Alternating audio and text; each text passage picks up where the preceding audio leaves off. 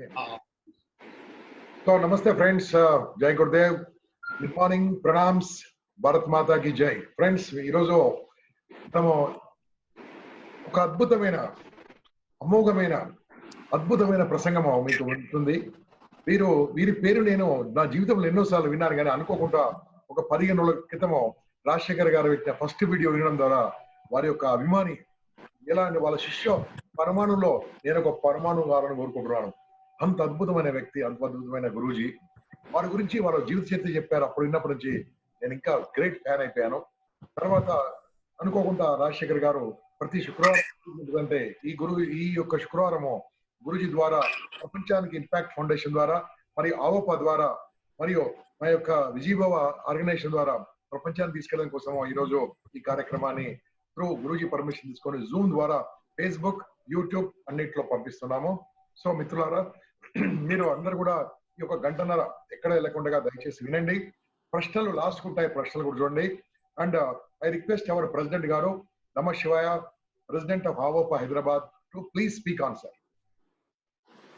Good morning అందరికీ, శుభోదయం అండి. వెల్కమ్ సార్ విక్ష్మయ్య గారు. మీరు మీ వాల్యుబుల్ టైం ఇచ్చారు. ఈరోజు మమ్మల్ని అందరూ ఎన్లైటన్ చేయబోతున్నందుకు ధన్యవాదాలు సార్. గంప నాగేశ్వరరావు గారు, తర్వాత రాజశేఖర్ గారు, తర్వాత శ్రోతలందరూ ఎవరెవరైతే అవోపా మెంబర్స్, మిగతా వాళ్ళందరూ ఎవరెవరైతే ఉన్నారో వాళ్ళందరూ కూడా గుడ్ మార్నింగ్ అండి. సో మనం చేయబోతున్న ఈ మీటింగ్ టాక్స్ అన్ని కూడా మీ అందరికీ కూడా మీ జీవితంలో చాలా శుభ పరిణామాలు తెస్తుందని ఆశిస్తున్నాను. Thank you sir. థ్యాంక్స్ అలా. నమస్తే. Thank you sir. సాయంత్రం 5 గంటలకు ఉంటుందండి ఇంకో టాక్, మరి 7 గంటలకు కూడా ఉంటుంది. అందరూ కూడా రావాల్సింది కోరుతున్నాం. ఐ రిక్వెస్ట్ రాజశేఖర్ గారు, ప్లీజ్ స్పీక్ ఆన్ సార్. ఓం శ్రీ గురుభ్యో నమః. ఈరోజు ఒక అద్భుతమైనటువంటి రోజు, నిజంగా మనందరి జీవితాల్లో వెలుగులు నింపేటటువంటి రోజు. మరి ఇంత అద్భుతమైనటువంటి విషయం, సంభాషణం మనందరి ముందు ఆవిష్కరించబోతున్నటువంటి అతి కొద్ది క్షణాల్లో మన జీవితాన్ని ట్రాన్స్ఫార్మ్ చేసుకునేటువంటి పరిస్థితి వస్తుంది. కాబట్టి ఈ కార్యక్రమాన్ని చాలా చక్కగా వీక్షించి మీరు విజయవంతం చేయాలని కోరుకుంటున్నాము. ఈ ఒక పెద్ద శిఖరాన్ని పరిచయం చేయడం నా పూర్వజన్మ సుకృతంగా భావిస్తున్నాను. ఆ పెద్ద శిఖరానికి అడుగు జాడల్లో నేను కూడా ఒక మనిషిగా మారినటువంటి ఒక శిష్య పరమాణువులో ఒకరిని. నేను ఒక 2007-06 సంవత్సరంలో ఆ శిష్యరికం తీసుకొని అప్పటి నుంచి గురూజీతో సత్సంగాన్ని కొనసాగిస్తున్నాను. పూజ్యశ్రీ భిక్షమయ్య గురూజీ గారి యొక్క జీవితం సాధారణ వ్యవసాయ కుటుంబానికి చెంది ఉన్నది. వారు హనుమయ్య, రామమ్మ గార్ల సంతానం. వారు కొత్త గణేశునిపాడు అని గుంటూరు జిల్లాలో ఒక చిన్న గ్రామంలో జన్మించారు. వీరు మేడే నాడు కార్మిక దినోత్సవం రోజు 1953లో జన్మించారు. వీరు పుట్టుక నుంచే విద్యార్థి దశ నుంచే చురుకైన వ్యక్తిత్వం, చురుకైన విద్యాభ్యాసాన్ని కొనసాగిస్తూ ఆయన ఆసక్తితో జీవశాస్త్రంలో, జువాలజీ జంతు శాస్త్రంలో పోస్ట్ గ్రాడ్యుయేషన్ ఏజీలో పూర్తి చేశారు. పూర్తి చేసినటువంటి అనతి కాలంలోనే వారు జేఎల్ ఇన్ జువాలజీగా చిలకలూరిపేటలో మొదట నియామకం, ఆ తర్వాత అక్కడనే హెడ్ ఆఫ్ ది డిపార్ట్మెంట్ గా కావడం, ఆ తర్వాత గురూజీకి యొక్క విద్య, చదువు, ఒక ఉపాధ్యాయుడిగా కాకుండా నేను సమాజానికి ఏదో చేయాలి అనే సంకల్పంతో, సమాజంలో ఎన్నో మార్పులు తీసుకురావాలి, ట్రాన్స్ఫర్మేషన్ చేయాలి అనే ఉద్దేశంతో ప్రభుత్వ ఉద్యోగాన్ని కూడా 1999లో రిజైన్ చేయటం జరిగింది. తర్వాత ఈ భిక్షమయ్య గురూజీ గారితో పాటు సహధర్మచారిణిగా సూర్యకుమారి గారు, పూజ్య మాతాజీ సూర్యకుమారి గారు అడుగు జాడల్లో ఇద్దరు కలిసి సత్సంగాలు నేయటం, ఎంతో మంది శిష్యుల్ని తయారు చేయడం, యోగాని పరిచయం చేయడం, యోగా శిక్షకులను తయారు చేయడం, అంతేకాకుండా గురువులను తయారు చేయడం చాలా అద్భుతమైన విషయం. అంతేకాకుండా ఆరోగ్యాన్ని పెంపొందించేటువంటి ప్రత్యేకమైన మెడిసిన్ కూడా తయారు చేయటం, వారే తయారు చేసి మంది ఉచితంగా పంపిణీ చేయడం చాలా అద్భుతమైన విషయం. వీరిని పరిచయం చేయడం నా పూర్వజన్మ సుకృతంగా భావిస్తూ, ఈ అద్భుతమైన అవకాశం మన ఇంపాక్ట్ ద్వారా, అవోపా ఓం నమ శివాయ గారి ద్వారా మరియు మా ట్రస్ట్ ద్వారా రావడం చాలా ఆనందకరంగా ఉంది. ఇది మరచిపోలేని రోజుగా భావిస్తున్నాను. ఈరోజు మనందరికీ ఆధ్యాత్మికత మరియు ఆనందం, ఈ 2 అంశాలు మామూలు విషయాలు కాదు. ఒకవైపు స్పిరిచువాలిటీ, ఒకవైపు ఆనందాన్ని మేళవిస్తూ గురూజీ చెప్పే మాటలు మనందరినీ శక్తిని, మనకి బూస్ట్ లాగా మన మనసుల్ని మారుస్తుంది అని చెప్పడంలో అతిశక్తి లేదు. కార్యక్రమం ఆద్యంతం వీక్షించి ఒక్క క్షణం కూడా ఎన్ని పనులున్నా పక్కన పెట్టుకొని ఇది వీక్షించాలని వీక్షకులందరినీ కోరుకుంటున్నాను. ఈ అవకాశం ఇచ్చినందుకు భిక్షమయ్య గురూజీ గారిని, సత్యసాయి ధ్యాన మండలి అనేటువంటి ఒక సంస్థను నిర్వహిస్తూ అద్భుతమైనటువంటి సేవా కార్యక్రమం నిర్వహిస్తున్నారు. ఈ కార్యక్రమాన్ని వీక్షించాల్సిందిగా కోరుచున్నాం. స్వాగతం, సుస్వాగతం గురూజీ. ఈ కార్యక్రమాన్ని మీరు రావడం ద్వారా మా కార్యక్రమం ద్విగుణీకృతం కాదు, 100 రెట్లు సంతోషాన్ని మీకు ప్రకటిస్తున్నాము. Thank you very much Guruji. జై గురుదేవ్. జై గురుదేవ్. మీరు మొదలు పెట్టండి గురూజీ. ఓకే. జై గురుదేవ్. ఓం శ్రీ సాయిరామ్. ఓంకార బీజ రూపాయ సర్వేశాయ జగత్పతే ప్రథమాయ నమస్తుభ్యం సత్య సాయి గణాధిపాయ. ఓం సాయీశ్వరాయ విద్మహే సత్యదేవాయ ధీమహి తన్నః సర్వా ప్రచోదయాత్. ఓం శాంతి శాంతి శాంతి. హరి ఓం. శ్రీ గురుభ్యో నమః. హరి ఓం. ప్రేమాత్మ స్వరూపులారా, ప్రపంచం అంతా కూడా కరోనా మహమ్మారితో సతమతమవుతూ అంతరంగంలో ఏదో ఒక రకమైన అసంతృప్తి, అసహనము, లేమిడి, కొరత, లోటుతో మానవ జాతి యావత్తు సమస్యల సుడిగుండంలో ఇరుక్కొని దిక్కుదోచినటువంటి పరిస్థితులలో ఉన్నటువంటి ఈ తరుణంలో ఒక చక్కని పరిష్కార మార్గంగా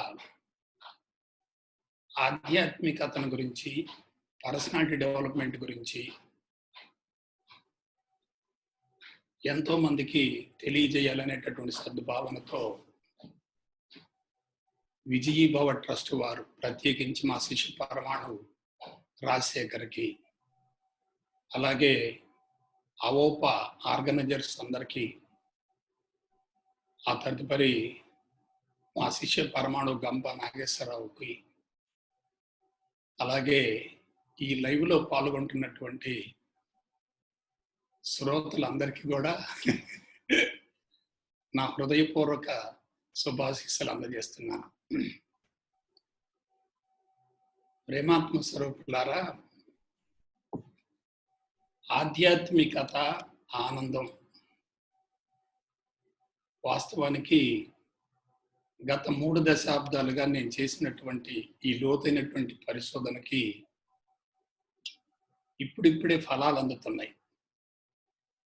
ఇది ఎటువంటిదంటే నావ తీరానికి చేరుతుంది ఇప్పుడిప్పుడే. ఇంకొక మాటలో చెప్పాలంటే నా పరిశోధన ఇంకా పూర్తి కాలేదు, అంతిమ దశలో ఉంది. అయితే నేను పొందినటువంటి అనుభూతిని, అనుభవాన్ని అందరికి అందించాలనేటటువంటి సద్భావంతో మీ ముందుకు వచ్చాను. ప్రస్తుతం ప్రపంచవ్యాప్తంగా ఒక నిశ్శబ్ద విప్లవం బయలుదేరింది. అదేమిటంటే వ్యవస్థ మీద తిరుగుబాటు జరుగుతుంది. వ్యవస్థ మీద తిరుగుబాటు జరుగుతుంది. ఏమిటా వ్యవస్థ అంటే పెట్టుబడిదారీ వ్యవస్థ. గత 10,000 సంవత్సరాలుగా ప్రపంచవ్యాప్తంగా సత్యము, ధర్మము బలహీనపడుతూ చట్టము, న్యాయం ఆధిక్యతను సంతరించుకొని మనుషులంతా కూడా భౌతికవాదపు ప్రవాహంలో కొట్టుకుపోతున్నారు. ఆ భౌతికవాద ప్రవాహానికి అడ్డుకట్ట వేయటంలో భారతీయ సనాతన ఋషి సాంప్రదాయం కూడా కొంతవరకు వైఫల్యం చెందింది. అయితే ప్రస్తుతం గత్యంతరం లేనటువంటి పరిస్థితులలో మరలా ఆధ్యాత్మికతను రీజువనేట్ చేసి, రీయాక్టివేట్ చేసి ప్రపంచ శాంతి కోసం ప్రయత్నం చేసేటటువంటి విధానాలు ఒక దశాబ్దం తర్వాత వెలుగులోకి రాబోతున్నాయి. జాగ్రత్తగా ఆలోచించుకోండి. రాబోయే 10 సంవత్సరాలు ప్రపంచానికి ఇంకా అతిగడ్డు కాలం. ఎందుకంటే భౌతికవాదపు తీవ్రత తారాస్థాయిలో ఉంది కాబట్టి దానికి అడ్డుకట్ట వేయటంలో ఆధ్యాత్మికత కూడా దాని యొక్క బలం సరిపోదు. 10 సంవత్సరాల తర్వాత దానికి బలం పుంజుకుంటుంది. ఈలోపు మనం ఏం చేయాలంటే ఆధ్యాత్మికత ప్రపంచానికి అందటం కోసం ఒక చక్కటి వేదికను, పునాదిని ఏర్పాటు చేయాలి. ఆ మహాప్రస్థానంలో నేను చేస్తున్నటువంటి ఈ ప్రయోగానికి, పరిశోధనకి, అన్వేషణకి మీరందరూ కూడా చేయూతనివ్వాలని చెప్పి మనస వాచ కర్మణ కోరుకుంటూ, ఇంగ్లీష్లో ఒక సామెత ఉంది, life is very very easy, life is very very easy, unfortunately man is made it complicated and he is continuously struggling to come out of that complication. చాలా చక్కటి శక్తి.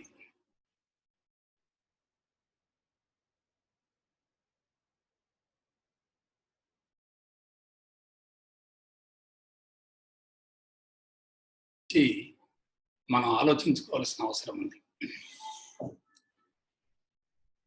మనిషి ఏదైతే చేయాలో అది చేయటం లేదు, ఏదైతే చేయకూడదు అది చేస్తున్నాడు.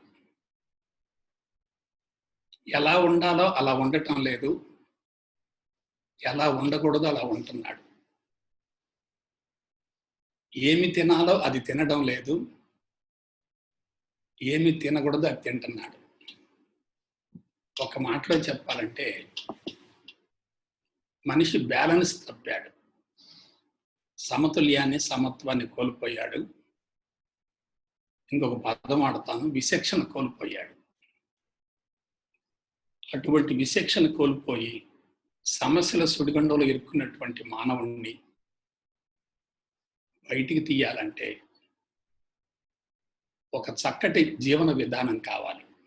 అదే కళాత్మక జీవన విధానం. The finest art which is most difficult to learn is the art of living. The finest art which is most difficult to learn is the art of living. జీవితాన్ని కళాత్మకంగా కొనసాగించుకునే విధానాన్ని గురించి తెలుసుకోవటం చాలా కష్టమైన పని. అటువంటి కళాత్మక జీవన విధానాన్ని గురించి క్రీస్తుకు పూర్వం 8,000 సంవత్సరాల నాడు, అంటే ఇప్పటికీ 10,000 సంవత్సరాల నాడు భారతదేశంలో ఒక ప్రయోగం జరిగింది. ఆ ప్రయోగం విజయవంతమైంది. అదే ఆధ్యాత్మిక జీవన విధానం. ఇప్పుడు ఆధ్యాత్మికత అంటే ఏమిటో క్లుప్తంగా చెప్తాను. కుటుంబ వ్యవస్థ ఏర్పడిన తర్వాత అంటే ఏంటి? మానవుడు అంతకుముందు సంచార జీవితంలో ఉన్నాడు. ఇప్పుడు ఆ తర్వాత ఏమయ్యాడంటే సామూహిక సంఘ జీవనానికి అలవాటు మారాడు. దాంతో పాటుగా కుటుంబ వ్యవస్థ ఆవిర్భవించింది. ఇప్పుడు అసలు విషయానికి వద్దాం. కుటుంబ వ్యవస్థ ఆవిర్భవించిన తర్వాత మానవుడు నేను, నా భార్య, నా సంసారం, నా కుటుంబం, నా ఆస్తులు, నా అంతస్తులు అని చెప్పి ఒక పరిమిత స్థితిని పెంచుకున్నాడు. కుటుంబ వ్యవస్థ ఏర్పడిన తర్వాత మానవుడు నేను, నాది, నాకు అనేటటువంటి ఒక పరిమిత స్థితిలో జీవిస్తూ వలలో చిక్కిన చేప మాదిరిగా పంజరంలో బంధించబడ్డ రామచిలక మాదిరిగా ఇక ఒక మాట వాడతాను. అహంకారంలో జీవిస్తూ దుఃఖము, బాధ, విచారము, జబ్బులకు గురవుతూ కుటుంబానికి, సమాజానికి, ప్రపంచానికి, ప్రకృతికి తీరని అన్యాయం చేసినటువంటి తరుణంలో దానిని చూసి స్పందించినటువంటి మహోన్నత వ్యక్తులు హిమాలయ పర్వత ప్రాంతాలలో, భారతదేశంలో అతి పవిత్రమైనటువంటి స్థావరాలు ఉన్నాయి. ఇంకా కరెక్ట్గా చెప్పాలంటే నిర్జన, నిర్మానుష్య, ఏకాంత, ప్రశాంత, ప్రకృతిపరమైన స్థావరాలలో దశాబ్దాల తరబడి లోతైన మౌనంలో ఉండి, ఇక్కడ మౌనం వేరు, సంపూర్ణ మౌనం వేరు, లోతైన మౌనం వేరు. లోతైన మౌనంలో ఉండి మానవుడు కుటుంబ వ్యవస్థలో ఉన్న భార్య బిడ్డలతో జీవిస్తున్న ఒక 4 మాటలు చెప్తాను. ఆనందంగా, ప్రశాంతంగా, ఆరోగ్యంగా, నిండు నూరేళ్లు జీవించడానికి వీలుగా, ఆనందంగా, ప్రశాంతంగా, ఆరోగ్యంగా, సుదీర్ఘ ఆయువుతో జీవించడానికి వీలుగా వాళ్ళు మనకు అందించిన చక్కని మహోన్నత కళాత్మక జీవన విధానమే ఆధ్యాత్మికత. మళ్ళొకసారి రిపీట్ చేస్తున్నాను. కుటుంబ వ్యవస్థ ఆవిర్భవించిన తర్వాత మానవుడు నేను, నా భార్య, నా కుటుంబము, నా సంసారము, నా ఆస్తులు, నా అంతస్తులు అనేటటువంటి పరిమిత తత్వంలో, అహంకారంలో జీవిస్తూ దుఃఖము, బాధ, విచారము, జబ్బులకు గురవుతూ కుటుంబానికి, సమాజానికి, ప్రపంచానికి, ప్రకృతికి తీరని అన్యాయం చేసినటువంటి తరుణంలో దానిని చూసి స్పందించిన కొంతమంది మహోన్నత వ్యక్తులు మనకు అందించిన చక్కని మహోన్నత కళాత్మక జీవన విధానమే ఆధ్యాత్మికత. అటువంటి ఆధ్యాత్మికతకు చక్కని రాచబాట యోగా. యోగాలో పరాకాష్ఠ స్థితి ఏమిటంటే సమాధి. అటువంటి సమాధిని అందుకోవాలంటే తప్పనిసరిగా బ్రహ్మోపదేశం కావాలి, మంత్రోపదేశం కావాలి. అటువంటి ఆధ్యాత్మిక జీవన విధానాన్ని ప్రపంచానికి కానుకగా అందించినటువంటి అద్భుతమైన వ్యక్తులు భారతదేశంలో గతంలో జీవించారు, ఇప్పుడు కొనసాగుతున్నారు. వాళ్ళే ఋషులు. ఋషి అంటే పరిపూర్ణుడు, త్రికాలగ్నుడు, సర్వజ్ఞుడు, సత్యదర్శకుడు. వాళ్ళకి గతం తెలుసు, వర్తమానం తెలుసు, భవిష్యత్తు తెలుసు. వాళ్ళకి తెలియదంటూ ఏమీ లేదు. వాళ్ళు ఏం చేశారంటే మానవుడు మోహబంధాల్లో చిక్కుకొని అరిషడ్ వర్గాలను బాగా పెంచుకొని తాను బలహీనపడుతున్నటువంటి తరుణంలో భవిష్యత్తులో రాబోయే ప్రమాదాన్ని గుర్తించి వాళ్ళు 5 ప్రశ్నలకు సమాధానం కనుక్కున్నారు. ఒకటి, నేను ఎవరు? హూయామై. రెండవది, నేను ఎక్కడి నుంచి వచ్చాను? From where I have come. నేను ఎక్కడి నుంచి వచ్చాను? మూడవది, ఈ చరాచర జగత్తు ఎక్కడి నుంచి వచ్చింది? నేను ఎవరు? ఎక్కడి నుంచి వచ్చాను? ఈ చరాచర జగత్తు ఎక్కడి నుంచి వచ్చింది? ఇదంతా మరలా ఎందులో లయమైపోతుంది? మానవ జీవితానికి అర్థం ఏమిటి, పరమార్థం ఏమిటి? ఇటువంటి విషయాల గురించి లోతుగా పరిశోధన చేసి మనకు అందించినటువంటి చక్కని మహోన్నత కళాత్మక జీవన విధానమే ఆధ్యాత్మికత. ఇంకా ఆ సెక్షన్ ఆపేద్దాం. నెక్స్ట్, ఆధ్యాత్మికతను గురించి సైంటిఫిక్గా 2 మాటలు చెప్తాను. చూడండి, ఆధ్యాత్మికత అంటే ఆత్మను గురించి తెలుసుకోవటం. ఆత్మను గురించి తెలుసుకోవటమే ఆధ్యాత్మికత. ఆ ఆత్మ ఎక్కడ ఉంది? తాను కనిపించేటటువంటి ఈ చరాచర జగత్తుకు ఏదైతే ఆధారమో దాన్ని ఆత్మ అంటారు, పరబ్రహ్మం అంటారు, పరమాత్మ అంటారు, శుద్ధ చైతన్యం అంటారు, ఇక చివరిగా భగవంతుడని కూడా అంటారు. మరొకసారి క్లియర్గా చెప్తాను. కనిపించేటటువంటి స్థూల జగత్తు మొత్తాన్ని అనాత్మ అన్నారు. ఈ అనాత్మ ఆవిర్భవించడానికి మూలమైనటువంటి కంటికి కనిపించినటువంటి అనంతమైనటువంటి శుద్ధ చైతన్యాన్ని ఆత్మ అన్నారు. క్లియర్గా ఉంది కదా? ఆత్మ అనాత్మ. ఆత్మ ఆధారమైతే అనాత్మ ఆధేయం అవుతుంది. ఆత్మ ఆధారం అనుకుంటే అనాత్మ ఆధేయం అవుతుంది. ఇక్కడ విషయం ఏంటంటే ఆత్మ నుండి అనాత్మ ఆవిర్భవించి, ఆత్మ నుండి అనాత్మ ఆవిర్భవించి, అనాత్మ మరలా తిరిగి ఆత్మలో కలిసిపోతుంది. ఇక్కడ 2 పదాలు వాడతాను. ఒకటి సృష్టికర్త, 2 సృష్టి. ఒకటి సృష్టికర్త, 2 సృష్టి. కనిపించే దాన్ని మొత్తాన్ని సృష్టి అనుకుంటే,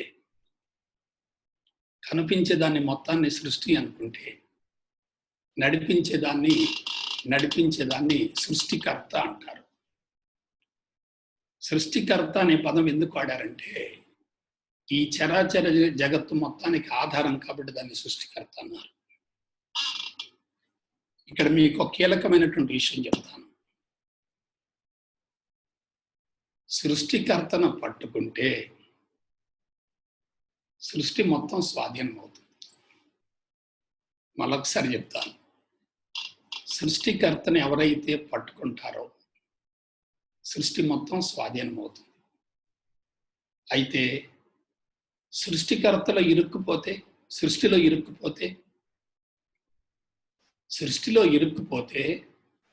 సృష్టికర్త యొక్క ఉనికిని గ్రహించే అవకాశమే లేదు. ఇంకోసారి క్లియర్ చేస్తాను. సృష్టికర్తను పట్టుకుంటే సృష్టి మొత్తం స్వాధీనం అవుతుంది.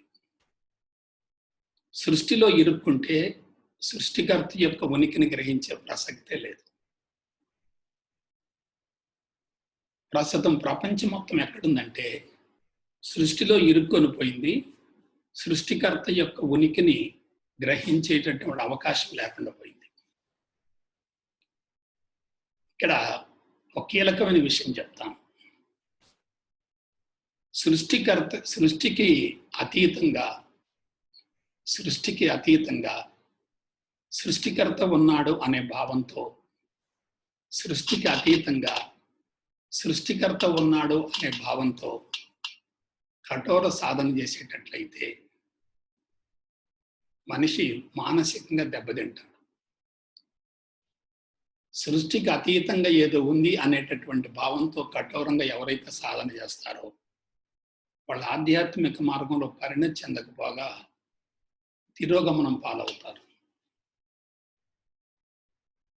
అలా కాకుండా సృష్టిలోనే సృష్టికర్తను దర్శించగలిగితే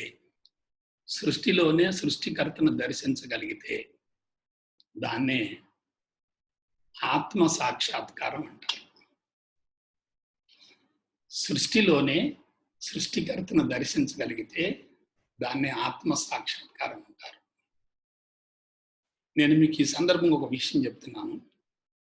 భారతదేశంలో ఆధ్యాత్మిక విధానం మొత్తం కూడా అశాస్త్రీయంగా ఉండి రూపనామాల్లో ఇరుక్కొని పోయి సృష్టికర్త కోసం అన్వేషణ చేస్తూ సృష్టిని వ్యతిరేకిస్తూ ఉండటం వల్ల ధ్యానం తగ్గిపోతుంది, పరధ్యానం పెరుగుతుంది.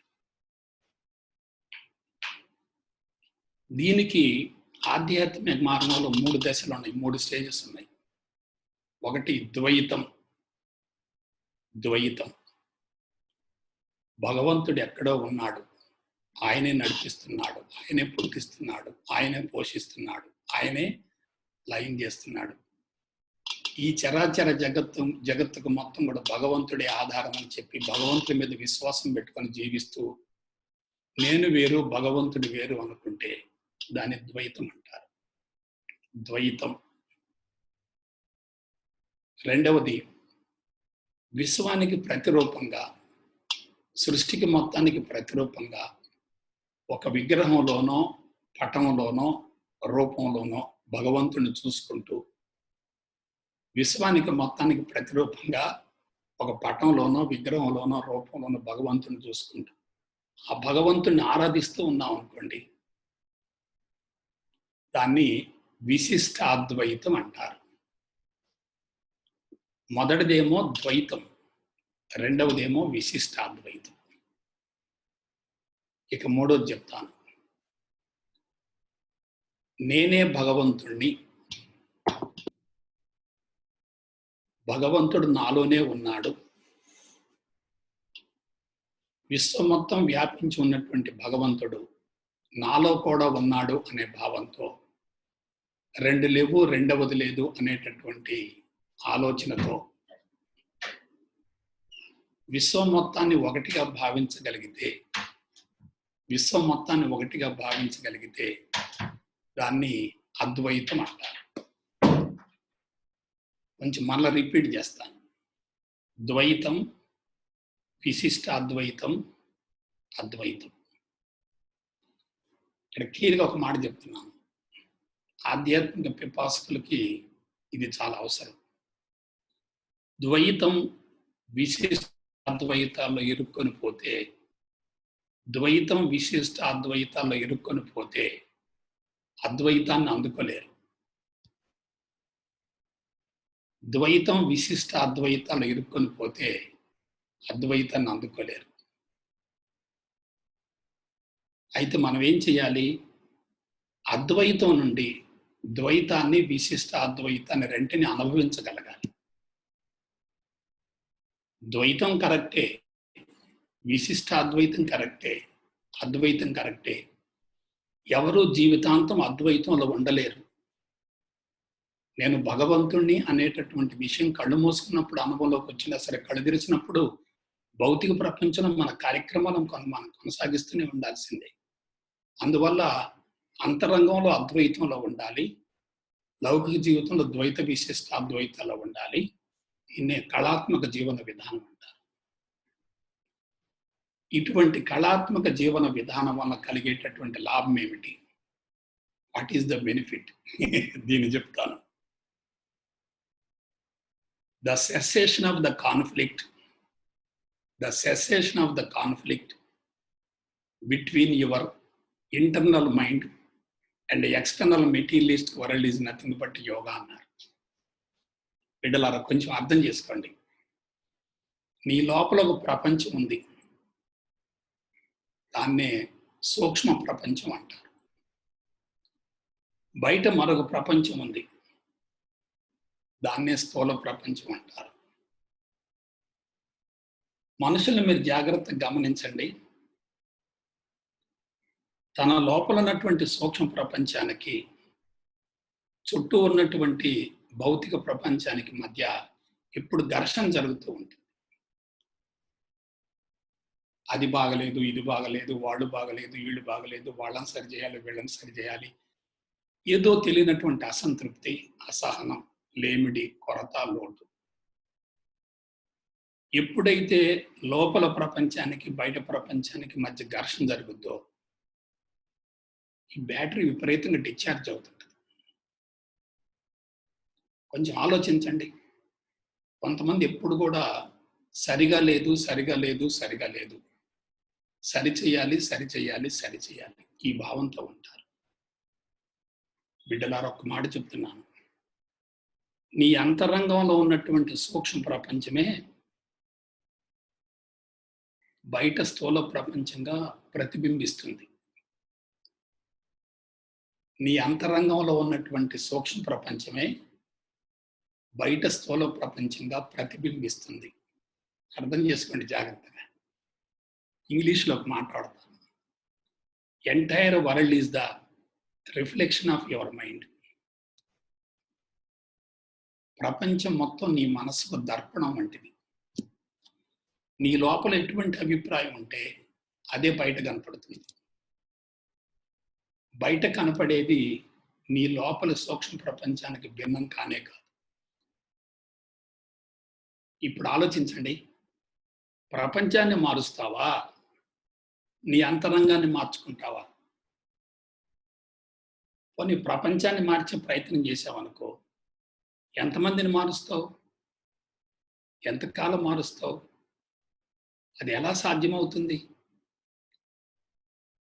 792 కోట్ల మంది ప్రపంచ జనాభాని పరిమితమైన జీవితంతో ఎవరైనా మార్చగలుగుతారా?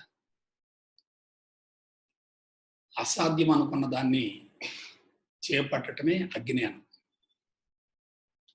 ఆధ్యాత్మిక మార్గం మొత్తంలో కీ పాయింట్ చెప్తాను, వెరీ వెరీ వెరీ ఇంపార్టెంట్.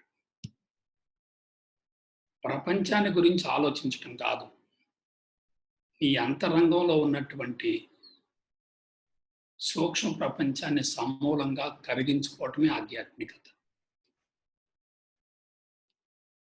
మరొకసారి చెప్తున్నాను, అమాయకుల యొక్క అంతరంగం స్వచ్ఛంగా ఉంటుంది, మేధావుల అంతరంగం న్యూస్ పేపర్ లాగా ఉంటుంది, ఆధ్యాత్మికవేత్తల అంతరంగం శుద్ధి చేసినటువంటి పేపర్ లాగా ఉంటుంది. మానస సరోవరం అంటున్నారు. ఏమిటి మానస సరోవరం? మనసు స్వచ్ఛంగా ఉంటే అదే సరోవరం, అదే మానస సరోవరం అంటే.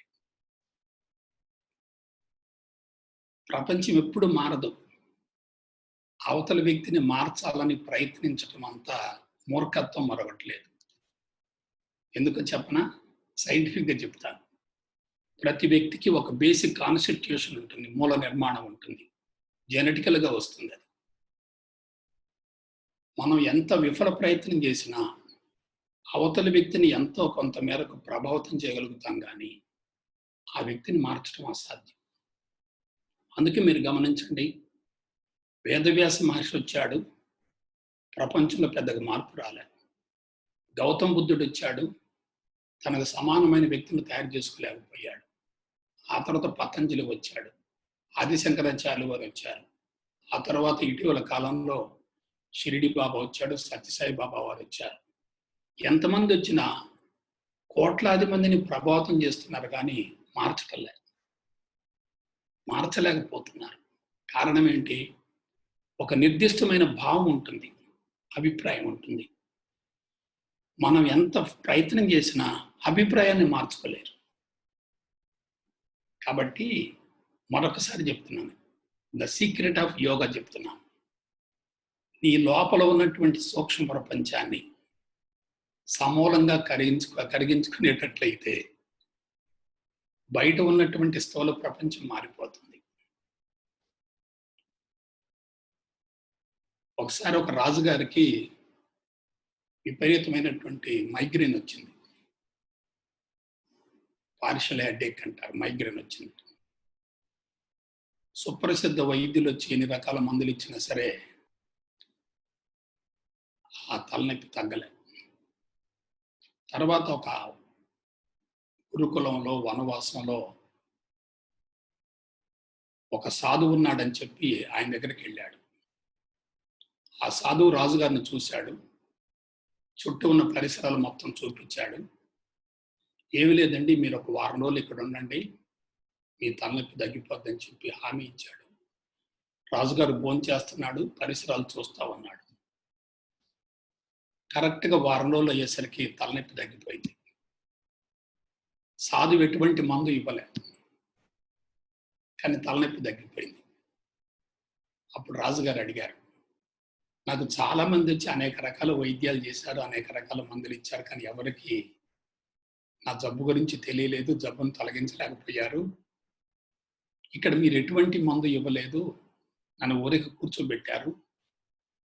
కేవలం కూర్చున్నంత మాత్రాన దశాబ్దాల తరబడి ఉన్నటువంటి తలనొప్పి తగ్గిపోయింది. దీనిలో ఉన్నటువంటి పరమ రహస్యం చెప్పమని చెప్పి అభ్యర్థించాడు. ఎవరు? రాజుగారు. ఎవరిని? ఆ సాధువుని.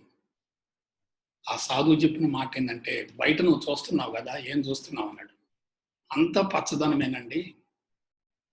ఆ పచ్చదనాన్ని చూస్తుంటే మనసు పరవశించిపోయింది.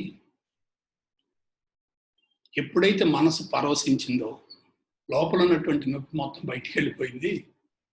మీరు మందివోపోయినా ఈ పరిసరాల పచ్చదనమే నా తలనొప్పిని తగ్గించిందని చెప్పి రాజుగారు చెప్పాడు. అప్పుడు ఆయన అన్నాడు, ఏమీ లేదండి, మీరుండేటటువంటి ప్రాంతంలో అంత పచ్చదనాన్ని ఏర్పాటు చేసుకోండి, ఎటువంటి మందులు వాడవలసిన పని లేదని చెప్పి ఆశీర్వదించి పంపించాడు. ఎవరో సాధు రాజుగారిని. రాజుగారి ఇంటికి వచ్చాడు. మొత్తం ఇంట్లో ఉన్న సామాను మొత్తానికి ఆకుపచ్చ రంగు వేయించాడు.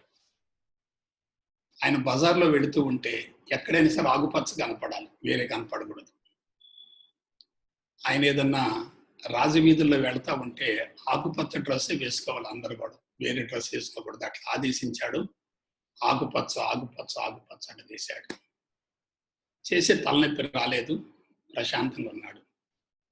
తర్వాత ఈ సాధు ఒక 2 నెలల తర్వాత రాజుగారు ఎలా ఉన్నారో చూద్దామని చెప్పి రాజ్యానికి వచ్చారు. వస్తే ఏముంది, రాజ్యం అంతా ఆకుపచ్చగా ఉంది. అంతఃపురంలోకి వెళ్ళాడు, అక్కడ కూడా ఆకుపచ్చగా ఉంది. ఆశ్చర్యపడ్డాడు. రాజుగారి దగ్గరికి వెళ్ళాడు. రాజుగారి కూడా డ్రెస్ మొత్తం ఆకుపచ్చగా ఉంది. రాణిగారి డ్రెస్ కూడా ఆకుపచ్చగా ఉంది. ఇంట్లో ఉన్నటువంటి ఫర్నిచర్ మొత్తానికి ఆకుపచ్చ రంగు వేశాడు. అప్పుడు సాధువు గారు అడిగారు, ఏంటండి ఇదంతా చేశారంటే, మీరే చెప్పారు కదండి ఆకుపచ్చ రంగు తప్ప దేన్ని చూడొద్దు అన్నారు కదా, అందుకని ఆకుపచ్చ రంగు వేయించాను అన్నాడు. అయ్యో అది కాదయ్యా, అన్నిటికీ ఆకుపచ్చ రంగు వేయటం కాదు, నువ్వు ఆకుపచ్చ కళ్ళద్దాలు పెట్టుకుంటే సరిపోయేది కదా, ఇంత శ్రమించావేంది అన్నాడు. అప్పుడు రాజుగారికి అర్థమైంది, మనం పొరపాటును కూడా ప్రపంచాన్ని మార్చకూడదు. మన అంతరంగాన్ని మార్చకుండా ప్రపంచాన్ని మార్చాలని ఆరాటపడే వాళ్ళంతా కూడా ఒక దశలో వైఫల్యం చెంది నిరాశ నిస్పృహలకు గురై మతి భ్రమించిన పిచ్చివాళ్ళు అవుతారు. కాబట్టి ఆధ్యాత్మికత అంటే ఏమిటో ఒక వాక్యం చెప్తాను. Spirituality is nothing but scientific self knowledge. Spirituality is nothing but scientific self knowledge. ఈ ఒక్క మాట గుర్తుపెట్టుకోండి. దాని తెలుగులో ఆత్మ విజ్ఞాన శాస్త్రం అంటారు. ఆత్మ విజ్ఞాన శాస్త్రం. ఆత్మ ఎక్కడుంది? మన దేహం మొత్తం వ్యాపించి ఉన్నది ఆత్మే. ఇంకొక మాట చెప్తాను, మనం వచ్చింది ఆత్మ నుంచే, మరలా వెళ్ళేది ఆత్మలోకి. మనం వచ్చింది ఆత్మ నుంచే, మరలా వెళ్ళేది ఎక్కడికి? ఆత్మలోకి. ఈ దేహం మొత్తం ఏమిటి? పైనుంచి కింది వరకు మొత్తం ఆత్మయే. ఆత్మ యొక్క రూపాంతరమే పంచభూతాలు, ఆత్మ యొక్క రూపాంతరమే జీవ చైతన్యం, ఆత్మ యొక్క రూపాంతరమే ఇంద్రియ చైతన్యం, ఆత్మ యొక్క రూపాంతరమే మనో చైతన్యం, బుద్ధి చైతన్యం. టాప్ టు బాటం బాడీ మొత్తం మీరు పరిశీలించుకోండి. ఇక ఆత్మ తప్ప రెండోది లేదు. కాబట్టి దేహం పైనుంచి క్రింది వరకు సర్వత్రా అంతటా ఆత్మే వ్యాపించి ఉంది అనే విషయాన్ని అనుభవంలోకి పొందటమే ఆధ్యాత్మికత. ఇంకొకసారి మళ్ళీ చెప్తాను. నడినెత్తి నుండి పాదాల వరకు టాప్ టు బాటం ఈ దేహం మొత్తం ఆత్మ అని ఎవరైతే అనుభవంలోకి పొందగలుగుతారో, బిడ్డలారా, తెలుసుకోవటం చాలా సులభం, అనుభవంలోకి పొందటం చాలా కష్టం. తెలుసుకోవటానికి కొన్ని గంటలు సరిపోద్ది, అనుభవంలోకి పొందటానికి కొన్ని జన్మలు కూడా అవసరం అవుతాయి. ఎందువల్ల? ఈ దేహం మొత్తం ఆత్మ అనేటటువంటి విషయం అనుభవంలోకి రావాలంటే నీ గత చరిత్ర మొత్తం కరిగిపోవాలి. మనకేమైంది? తల్లిదండ్రుల ద్వారా మనకు కొన్ని కర్మలు వచ్చినాయి, కర్మల మూట వచ్చింది. వాటినే సంచిత కర్మలు అంటారు, హెరిడిటరీ టెండెన్సీస్ అంటారు. ఆ సంచిత కర్మలకు అనుగుణంగా ఈ జన్మలో మనం కర్మలు చేస్తున్నప్పుడు మనకు కొన్ని కర్మలు కలుస్తూ వచ్చినాయి. వీటిని ప్రారబ్ధ కర్మలు అంటారు, ఎక్వైట్ టెండెన్సీస్ అంటారు. ఇక్కడ సీక్రెట్ చెప్తాను. కొంతమందికి సంచితం ఉత్తమంగా ఉన్నప్పటికీ ప్రారబ్ధం వల్ల కలుషితం కావచ్చు.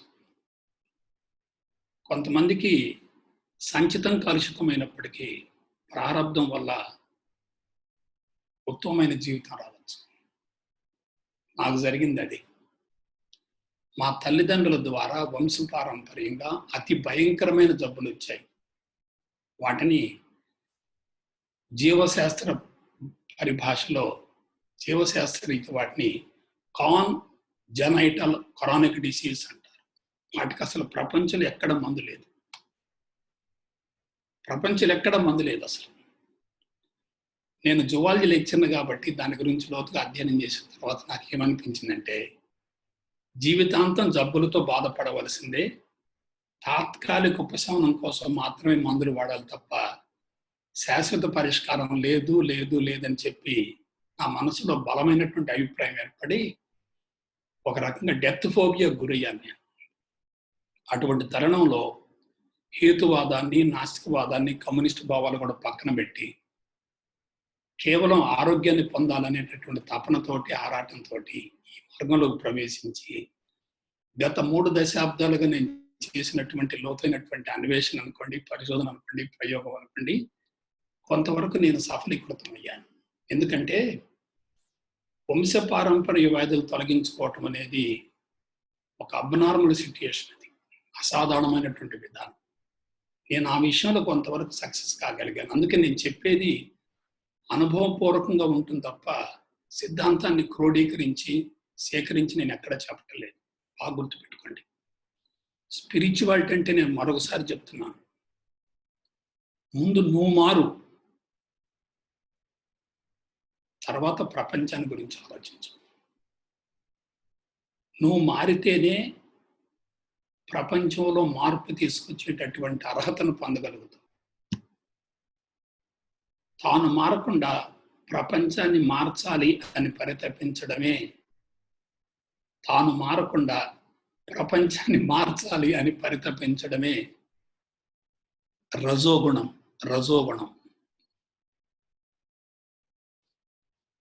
తనలో ఎంతో కొంత మార్పు వచ్చినప్పటికీ ప్రపంచ బాధ్యతను స్వీకరించలేక ప్రపంచం నుంచి దూరంగా తప్పించుకుంటే అది తమోగుణం.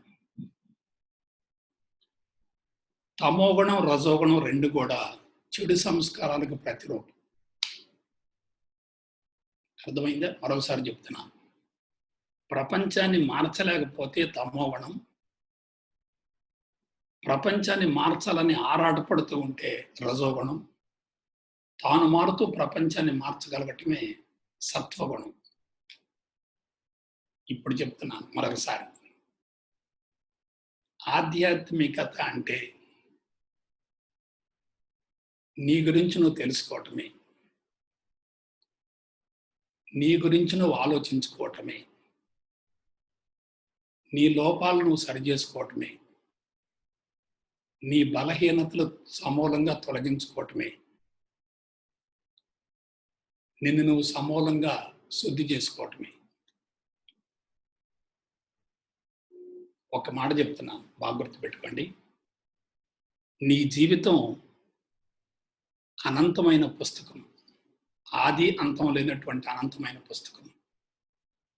ప్రపంచ దేశాలు మొత్తం కూడా పుట్టుక మరణాల మధ్యన జీవితాన్ని గురించి ఆలోచిస్తున్నాయి. పుట్టుకకు ముందు జీవితాన్ని గురించి, మరణం తర్వాత జీవితాన్ని గురించి ప్రపంచంలో ఎక్కడ ఎటువంటి సిద్ధాంతాలు లేవు. పుట్టుకతో జీవితం మొదలవుతుంది, మరణంతో అంతం అవుతుంది. ఈ మధ్యలో జరిగేటటువంటి జీవితాన్ని గురించే సైన్స్ చెప్తుంది. కానీ భారతదేశపు ఆధ్యాత్మికత వేదాంతం ఏం చెప్తుందంటే, పుట్టుకకు ముందు జీవితం ఉంది, మరణం తర్వాత కూడా జీవితం ఉంది. పుట్టుకకు ముందు మరణం తర్వాత కూడా జీవితం ఉంది అని గనక మనం బ్రతికుండగానే తెలుసుకోగలిగితే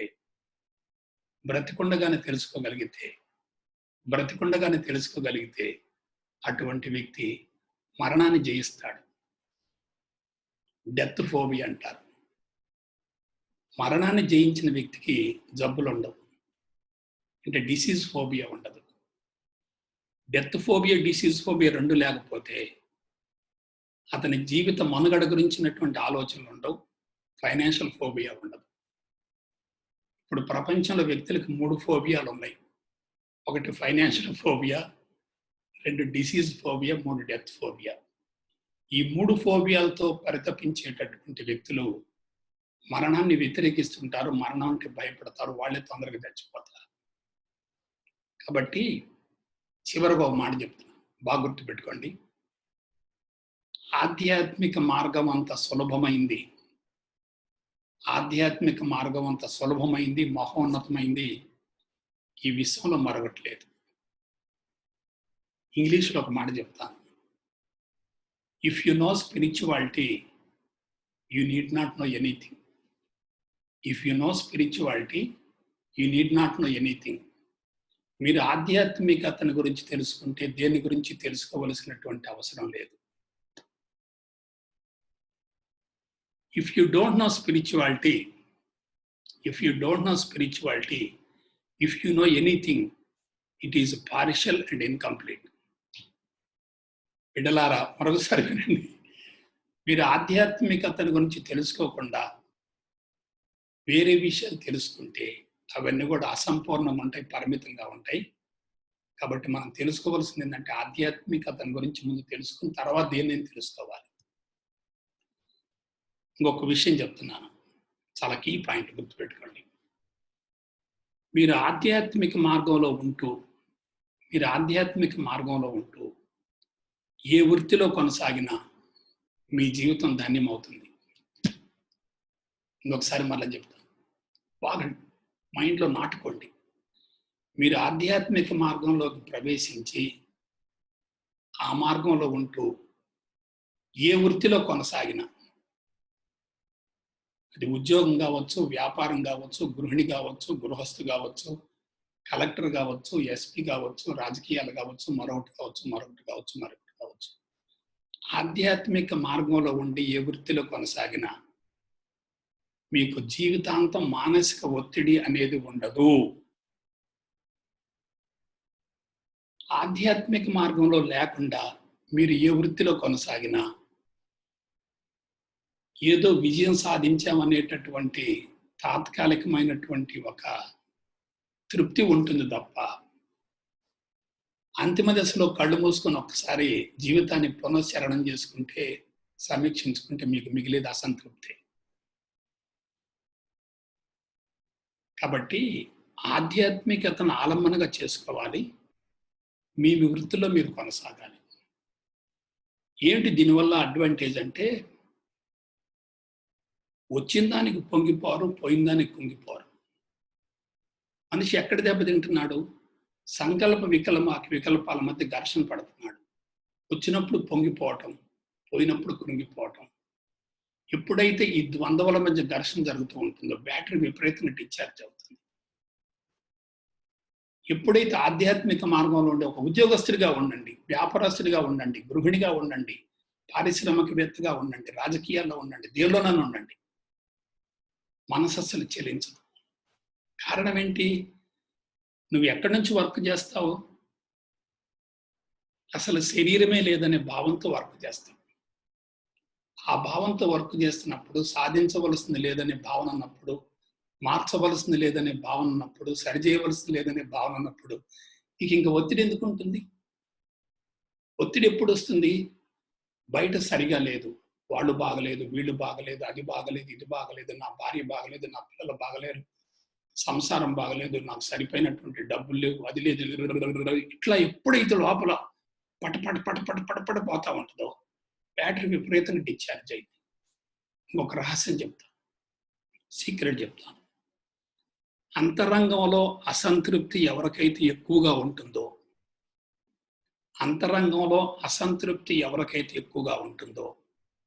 వాళ్ళే బాహ్య ప్రపంచంలోకి పరుగులు తీస్తుంటారు.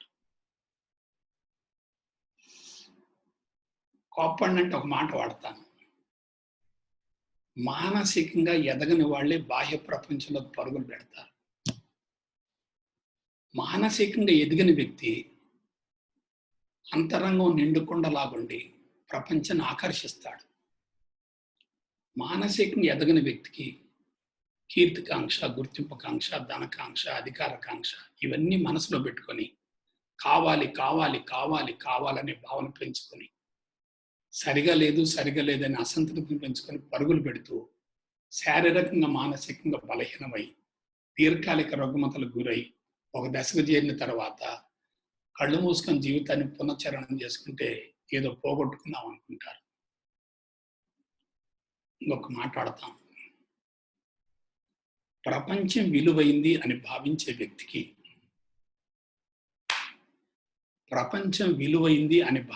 వ్యక్తికి జీవితపు విలువ తెలియదు. ప్రపంచాన్ని తృణప్రాయంగా వదిలిన వ్యక్తి విశ్వాన్ని జయించగలుగుతాడు. దానికి బెస్ట్ ఎగ్జాంపుల్ గౌతమ్ బుద్ధుడి, సిద్ధార్థుడు. యవ్వనాన్ని, అందమైన భార్యను, కనకము సింహాసనాన్ని, అధికారాన్ని, రాజభోగాన్ని, కొడుకుని సమస్త వదిలేసి వెళ్ళిపోయాడు. సిద్ధార్థుడిగా బయటికి వెళ్ళాడు. 12 సంవత్సరాల లోతైనటువంటి అన్వేషణ చేశాడు. తర్వాత బుద్ధ భగవానుడిగా ప్రపంచానికి చరిత్ర సృష్టించాడు. గౌతమ్ బుద్ధుడు పరంపదించి 2500 సంవత్సరాల పైన అయినా సరే ఇంకా ఆయన గురించి మనం ఆలోచిస్తున్నామంటే ఆయన ఎవరు అనుకున్నారు? కారణ జన్ముడు. ఒక మాట వాడతాను, అవతార పురుషుడు. కారణ జన్ముడు, అవతార పురుషుడు. ఇంకొక మాట వాడతాను, జీవన ముక్తుడు. బ్రతికుండే ముక్తిని పొందాడు. కాబట్టి మరొకసారి చెప్తున్నాను, ప్రస్తుతం మేధావులు మొత్తం కూడా ప్రపంచాన్ని సరిచేయాలనేటటువంటి భావంతో దాన్ని ఎవరూ సరిచేయాలనేటువంటి స్థితికి తీసుకొచ్చి ఇప్పుడు తలలు పట్టుకుని బాధపడుతున్నారు. కాబట్టి మీరు నేను తెలుసుకోవలసిన నగ్న సత్యం ఏంటంటే, ముందు మన అంతరంగాన్ని మనం శుద్ధి చేసుకున్న తర్వాతనే ప్రపంచంలోకి వెళ్ళాలి. అంతరంగాన్ని శుద్ధి చేసుకున్న తర్వాత ప్రపంచంకి వెళితే ప్రపంచం స్వీకరిస్తుంది. కానీ అంతరంగం కలుషితంగా ఉండి ప్రపంచంలోకి వెళితే ప్రపంచం ఎందుకు స్వీకరిస్తుంది? పచ్చిపండు నోట్లో పెట్టుకుంటే వగరుగా ఉంటుంది, పండినటువంటి పండుని నోట్లో పెట్టుకుంటే మధురంగా ఉంటుంది. నువ్వు పండు, ప్రపంచమే నీ కాళ్ళ దగ్గరకు వస్తుంది. సో ఇప్పుడు మొత్తం కంక్లూడ్ చేస్తున్నాను, క్లియర్గా చెప్తున్నాను. ఆధ్యాత్మికత అంటే ఏందో నేను చెప్పాను కదా. ఇప్పుడు ఆనందం అంటే ఏందో చెప్తాను. ఆనందం, నా కళ్ళు చూడండి ఒకసారి. ఆనందం అంటే ఆత్మ, ఆనందం అంటే ప్రేమ, ఆనందం అంటే భగవంతుడి స్థితి. ఒకసారి చెప్పనా, ఆనందం అంటే ఆత్మ. నువ్వెవరివి? శరీరానివి కాదు, ఇంద్రియాలు కాదు, మనోబుద్ధులు కాదు, చిత్తం అహంకారం కాదు, జీవుడు కాదు, జీవితం కాదు, ఈవెన్ ప్రాణశక్తి కూడా కాదు. నువ్వు విశ్వానివి, నీవు సత్యానివి, నీవు సాక్షాత్తు భగవంతుడివి. మరొకసారి చెప్తున్నా, ఆనందం అనేది బయటకు నిరూపించేది కాదు, వర్ణించేది కాదు, తెలియజేసేది కూడా కాదు. అది ఒక స్థితి. నేను ఆనందంగా ఉన్నాను అనే విషయం ఎవరికి వాళ్ళు బేరీజు వేసుకోవాలి తప్ప బయటికి చెప్పటం కాదు.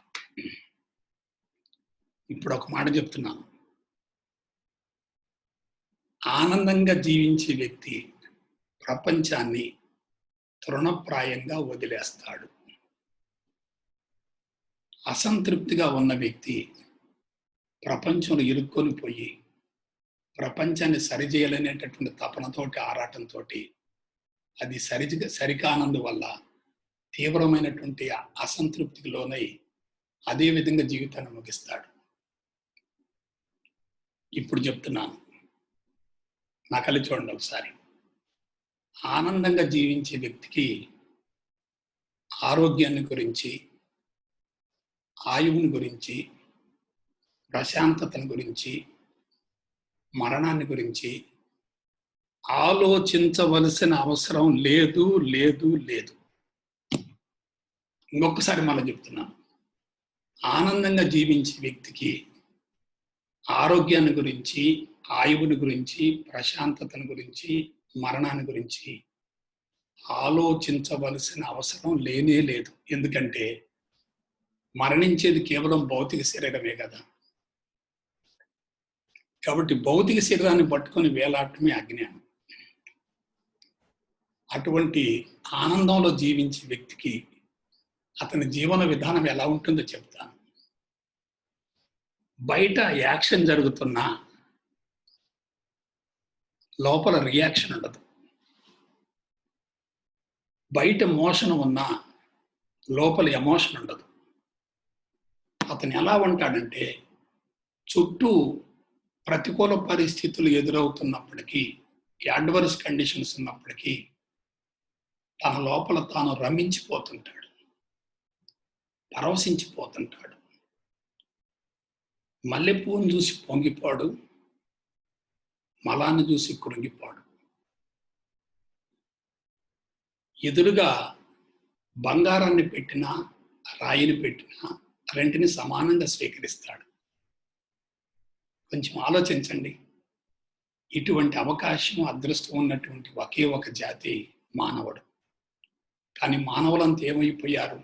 మరొకసారి చెప్తున్నాను, ఏదైతే నీది కాదో దానికోసం వెంపర్లాడుతున్నావు. ఏదైతే నీ జీవితానికి అవసరమో దాన్ని పోగొట్టుకుంటున్నావు. కావాలి అనేది కామం, సరిపోయింది అనేది సంతృప్తి.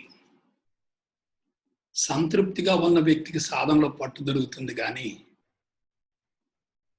కోరికల విషవలయంలో చిక్కుకున్న వ్యక్తికి సాధనలో పట్టు ఎక్కడ దొరుకుతుంది? కాబట్టి ఒక వ్యక్తి ఆనందంగా జీవిస్తున్నాడు అంటే అతనికి 4 స్థితులు ఉంటాయి. ఒకటి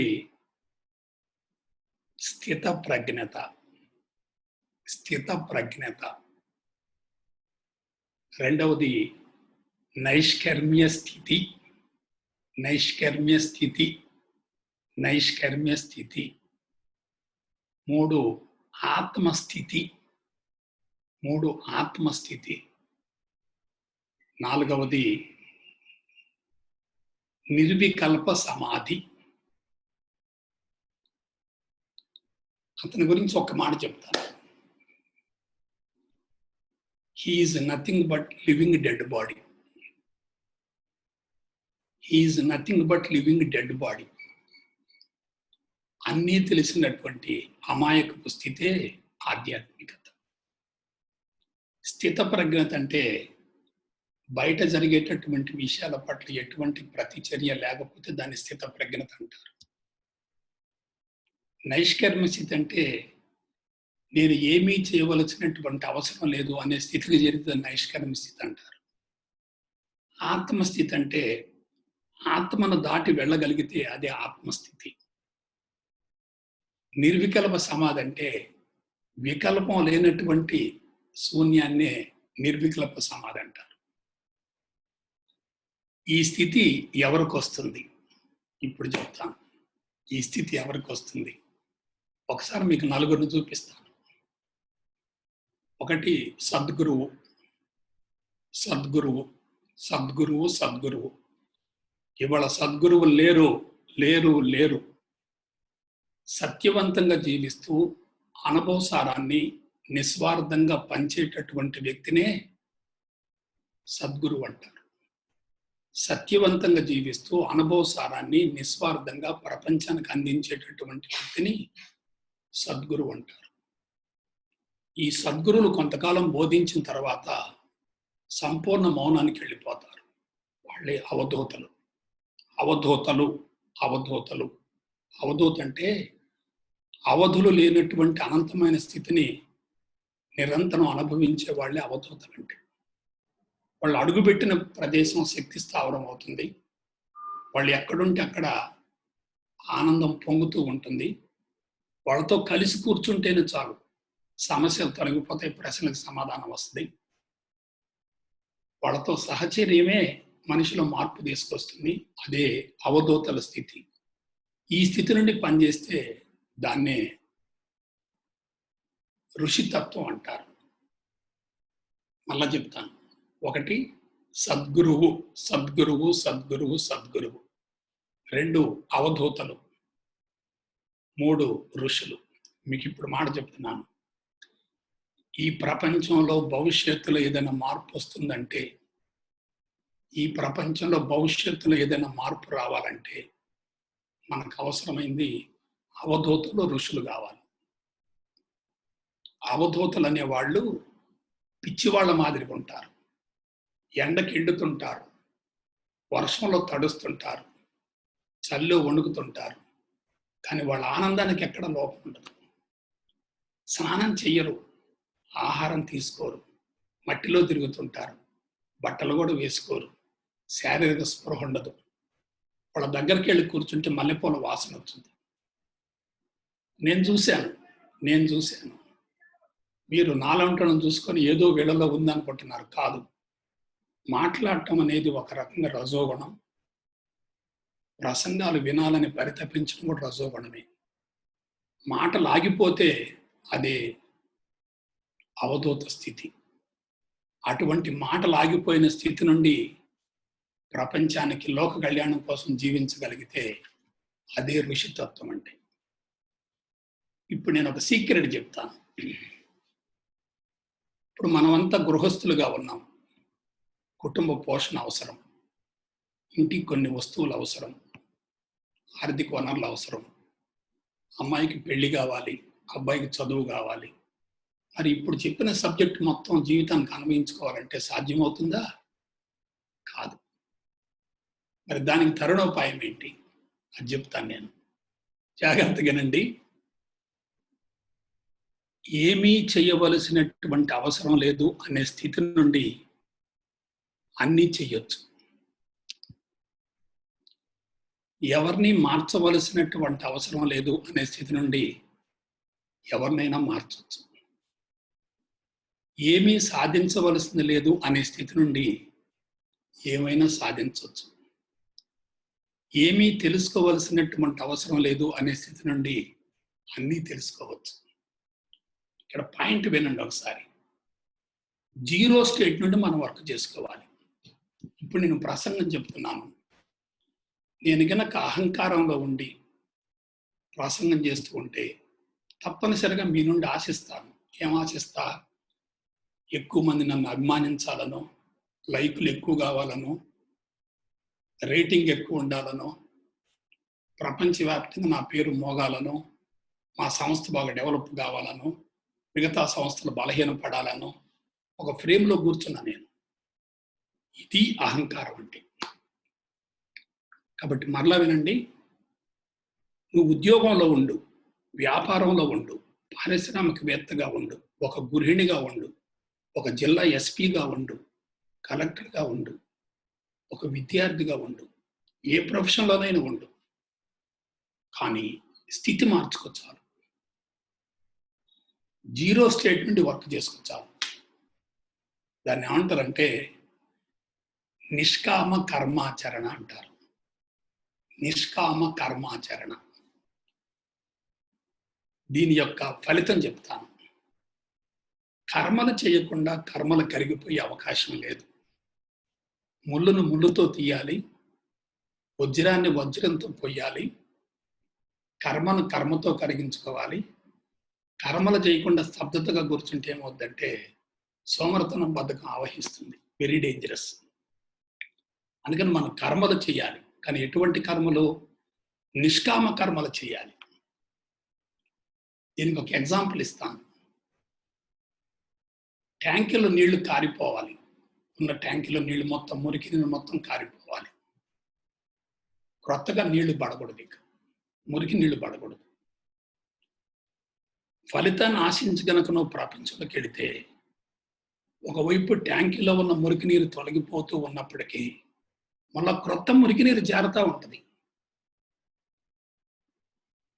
ఎప్పుడైతే నువ్వు ఫలితాన్ని ఆశించవో పాత నీరు వెళ్ళిపోతా ఉంది, క్రొత్త నీరు రావటం లేదు. కాబట్టి నీ సంచితం కరిగిపోద్ది, ప్రారంధం కరిగిపోద్ది. నువ్వు ఎలా ఉంటావు? నేను చేస్తున్నాను అనే భావన ఉండదు అసలు. నేను చేస్తున్నాను అనే భావన ఉందంటే నువ్వు తప్పనిసరిగా ఫలితాన్ని ఆశిస్తావు. నేనేమీ చేయవలసింది లేదు అనే స్థితి నుండి నువ్వు చేస్తావు అంటే ఫలితాన్ని ఆశించవు. ఇప్పుడు నేనున్నాను, మీరంతా వింటున్నారు. నాకు ఇది ఒక కర్మ, నా కర్మ కరిగించుకోవటం కోసం మీకు బోధిస్తున్నా నేనంతే.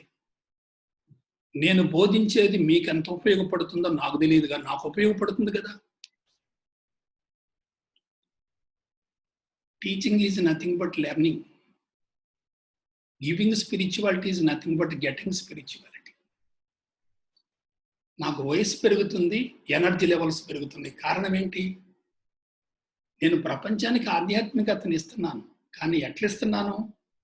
ఫలితాన్ని ఆశించకుండా ఇస్తున్నాను.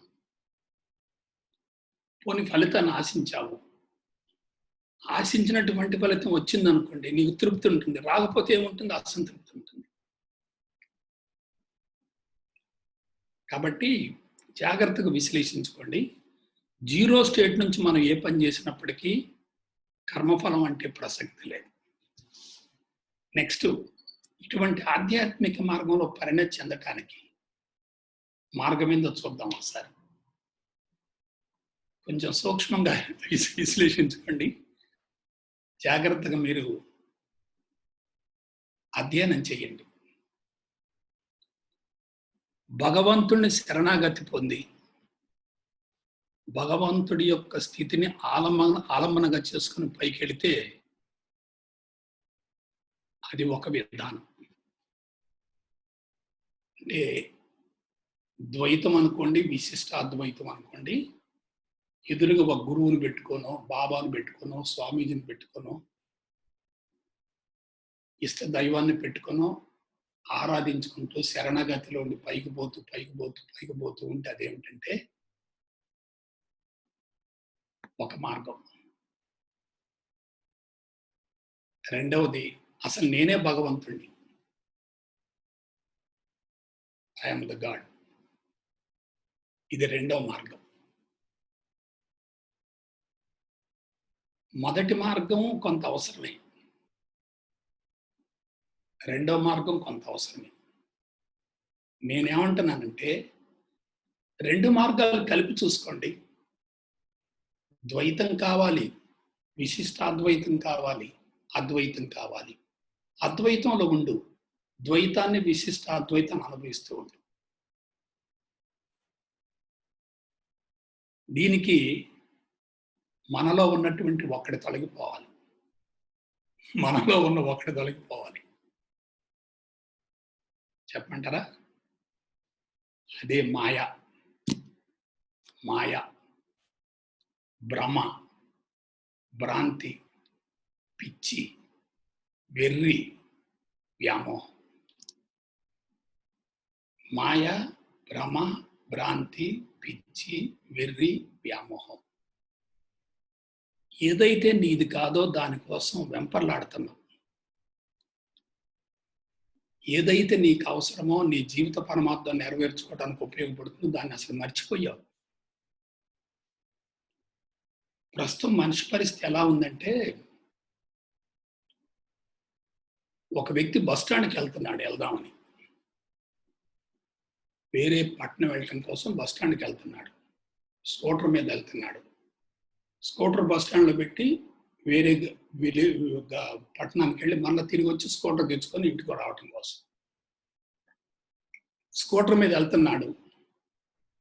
మధ్యలో గారడివాడు మాయాజాలం ప్రదర్శిస్తున్నాడు. స్కూటర్ అక్కడ ఆపేశాడు. ఆ గారడి వారు ప్రదర్శించేటటువంటి మాయాజాలం చూస్తూ ఉన్నాడు. గంట అయింది, 2 గంటలైంది, దానిలో నిమగ్నం అయిపోయాడు. అందరినీ అన్నిటిని మర్చిపోయాడు. 2 గంటలు పూర్తయింది, మాయాజాలం అయిపోయింది. ఆ మాంత్రికుడు వెళ్ళిపోతున్నాడు.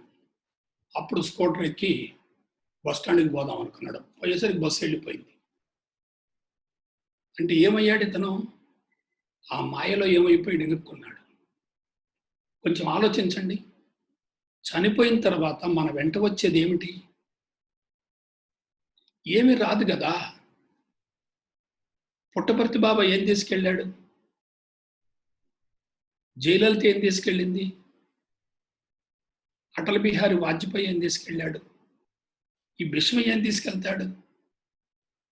పోనీ ఇంట్లో కూర్చున్నావు నువ్వు, చుట్టూ ఉన్నోళ్ళు ఎవరు నీ వెంట రారే? కొంతమంది వాకిలి దాకా వస్తారు, కొంతమంది వల్లకాడి దాకా వస్తారు, పెద్ద కర్మ బాగా చేస్తారు, ప్రతి సంవత్సరం వర్ధంతి చేస్తారు. కానీ నీ వెంట ఎవరు రారు కదా. మరి నీ వెంట ఏమొస్తుంది? ఒక మూట వస్తుంది, అదే కర్మల మూట. కొంచెం ఆలోచించుకోండి.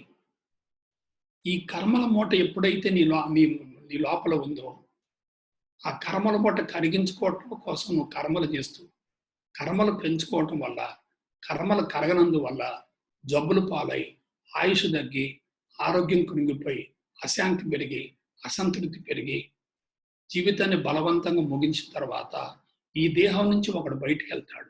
వాడే జీవుడు. జీవుడు అంటే ఎవరు? కర్మల మూట. ఈ మూట కరిగించుకోవటం కోసం వాడికి ఓ దేహం కావాలి. ఆ దేహం కోసం తిరుగుతూ ఉంటాడు. దేహం దొరక్కపోతే, మీరు ఇక్కడి నుంచి ఒక ఊరు ప్రయాణం పెట్టుకున్నారు, కారులో వెళుతున్నారు, సగం దూరం పోయారు, కారు చెడిపోయింది. ఏం చేయాలి? మరొక కారు కోసం చూస్తున్నాం. ఏ కారు దొరకలేదు అనుకో, అప్పుడు నీ మనసు ఎలా ఉంటుంది నాకు చెప్పు. కాబట్టి దీనికి ఒకే ఒక మార్గం చెప్తున్నాను. ఒకటి ఉపాసనా కాండ, రెండు జ్ఞానకాండ. ఉపాసనా కాండ, జ్ఞానకాండ, ఈ టర్మ్స్ గుర్తుపెట్టుకోండి. ఉపాసనా కాండ అంటే భగవంతుడిని ఆరాధిస్తూ, పూజిస్తూ, భక్తి గీతాలు పాడుతూ, భజనలు చేస్తూ, భగవంతుడికి తనను తాను సమూలంగా అర్పించుకుంటే దాన్ని ఉపాసన కాండ అంటారు. అన్నమయ్య, తులసీదాసు, కబీర్దాసు, రామదాసు వీళ్ళంతా ఆ మార్గంలో వెళ్ళారు. కానీ అక్కడ ఒక డేంజర్ ఉంది. అదేంటంటే ఇన్ఫీరియారిటీ. భగవంతుడు అక్కడున్నాడు, నేను ఇక్కడున్నాను. భగవంతుడు నాకంటే ఉన్నతంగా ఉన్నాడు, నేను తక్కువగా ఉన్నాను. లెవెల్స్ మారిపోయినాయి కదా. అప్పుడు నీ ఎనర్జీ పడిపోతుంది కదా. రెండవది ఏమిటి? జ్ఞానకాండ. అదేమిటి? నేను భగవంతుడను, నేను భగవంతుడను. అంతే, ఇంక రెండో మాట వద్దు. ఒక చిన్న ఎగ్జాంపుల్ చెప్తాను. రెండిళ్ళు పక్క పక్కనే ఉన్నాయి. ఒక ఇంట్లో నువ్వు ఉంటున్నావు, పక్క ఇంట్లో వేరే వాళ్ళు ఉంటున్నారు. రెండేళ్లలో కుక్కలు ఉన్నాయి, డేంజరస్ కుక్కలు ఉన్నాయి. ఒక ఇంట్లోకి వెళ్ళావు, కుక్క వెంటబడింది. అప్పుడేంటి? నువ్వేం చేస్తావు? యజమాని పిలుస్తావు. యజమాని మాట ప్రకారం ఆ కుక్క ఏమవుతుందంటే సైలెంట్ అయిపోద్ది. అప్పుడు నువ్వు లోపలికి వెళ్తావు. యజమాని ఎవరు? భగవంతుడు. కుక్క ఎవరు? మాయ. నువ్వెవరివి? భక్తుడివి. రెండో ఇంట్లో ఒక అతను ఉన్నాడు, అతనే యజమాని.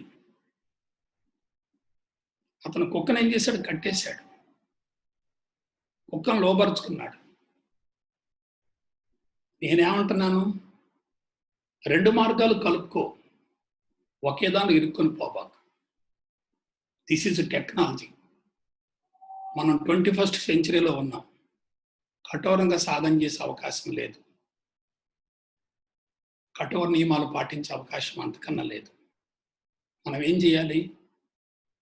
తక్కువ సమయంలో, తక్కువ శ్రమతో ఎక్కువ లబ్ధి కలిగే విధంగా మనం మన టెక్నాలజీ మార్చుకోవాలి. క్రీస్తు పూర్వం నాటి విధానాలు తీసుకొచ్చి నవీన మేధస్సుల మీద బలవంతంగా ప్రయోగించకూడదు. కాబట్టి దీనికి మీకు కళాత్మక జీవన విధానం ఇస్తున్నాను. ఒక్కటి జాగ్రత్తగా వినండి. లాస్ట్ అండ్ ఫైనల్కి వచ్చాం. కొద్దిగా 5 minutesలోనే. భౌతికవాదం ఉండాలి, ఆధ్యాత్మికత ఉండాలి. నీకు అవసరమైనంత మేరకు డబ్బులు ఉండాలి. డబ్బులున్న వ్యక్తి ముఖం చూడండి, నిండు కుండలాగా ఉంటుంది. డబ్బులు లేని వ్యక్తి ముఖం చూడండి, అసంతృప్తిగా ఉంటుంది. వలస కూలీలు మొత్తం ఎట్టున్నారో చూడండి, ఎండలకి ఎండి అల్లాడిపోతున్నారు. ఎందుకు? డబ్బులు లేకనే కదా. మిగతా వాళ్ళు మొత్తం లాక్డౌన్లో హ్యాపీగా ఉన్నారు. కాబట్టి నేనేమంటున్నానంటే భౌతికవాదం కావాలి, ఆధ్యాత్మికత కావాలి, కానీ భౌతికవాదం మత్తొద్దు, ఆధ్యాత్మిక పిచ్చొద్దు. భౌతికవాదం మత్తొద్దు, ఆధ్యాత్మిక పిచ్చొద్దు. పరిమితంగా ఉంటే ఏదైనా ఔషధమే, అతిగా ఉంటే ప్రమాదం. Moderation is the golden rule అన్నారు. ఎవరి ఎక్సెస్ ఈజ్ అన్ అబ్యూజ్ అన్నారు. అతి అనేది అన్నిటా అనర్థదాయకమే. కాబట్టి మోడర్న్గా ఉండాలి. ఇది ఫస్ట్ పాయింట్.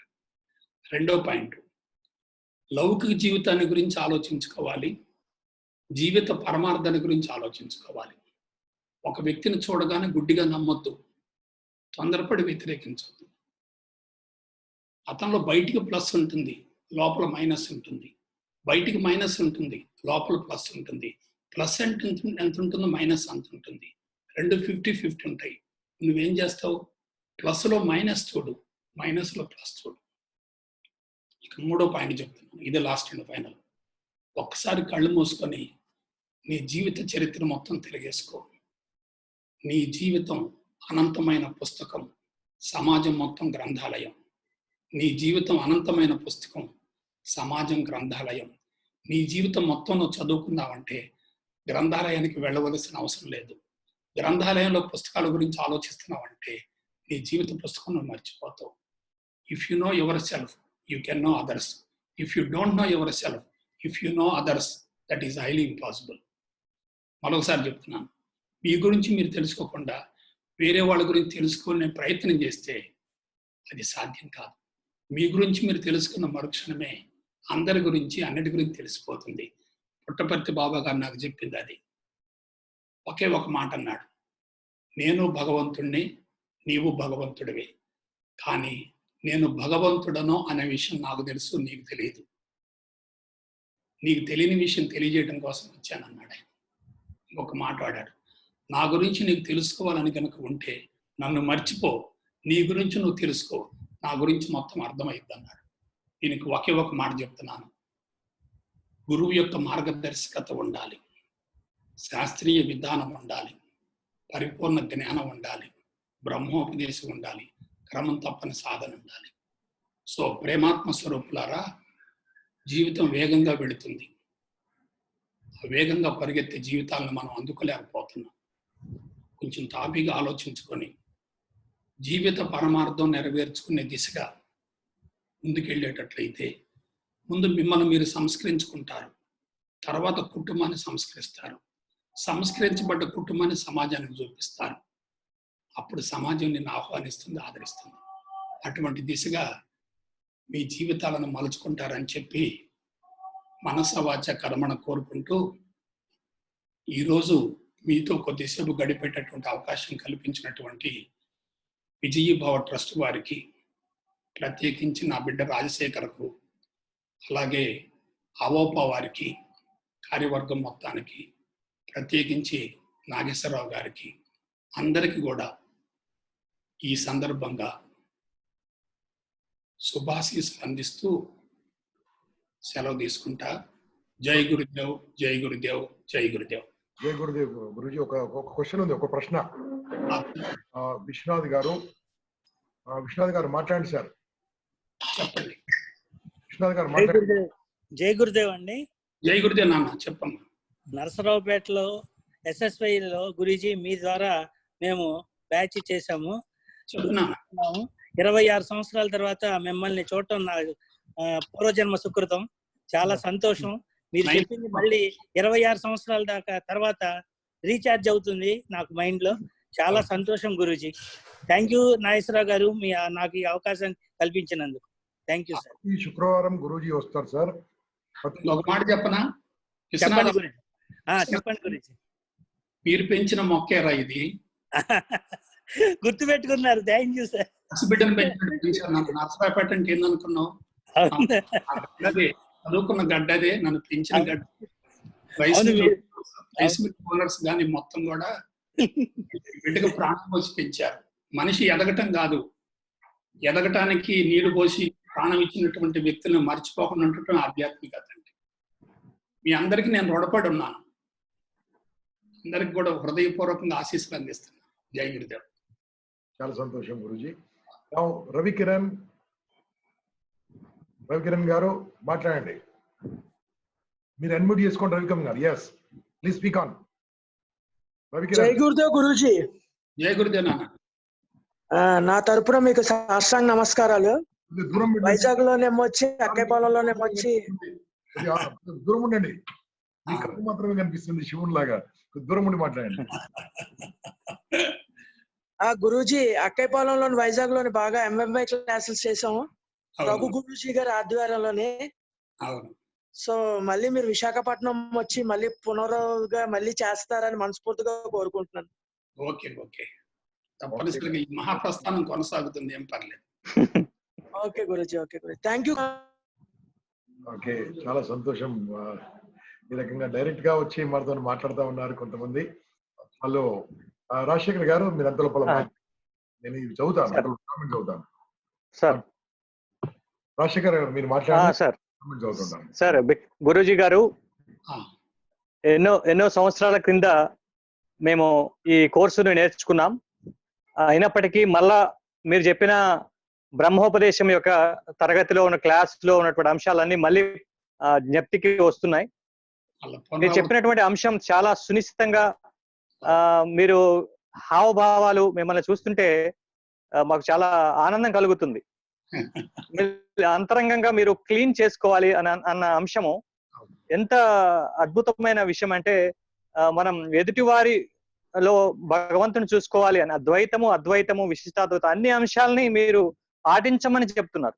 అంటే ఎవరిని ఒకటి తక్కువ ఒకటి ఎక్కువ అని కాకుండా చెప్పడం చాలా అద్భుతం.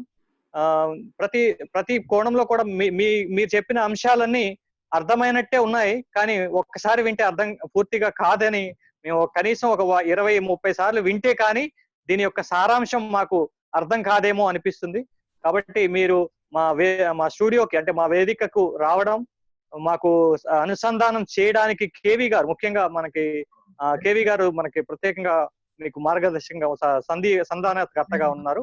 వారికి మన ట్రస్ట్ సభ్యులు చెన్నకేశ్వరరావు గారు మీకు ఆ రోజు కోదాడలో కూడా మన మంచి పరిసరాలను కూడా అన్ని సహకారాలు అందజేశారు. వారికి కూడా మీ తరఫున ధన్యవాదాలు తెలియజేస్తాం గురూజీ.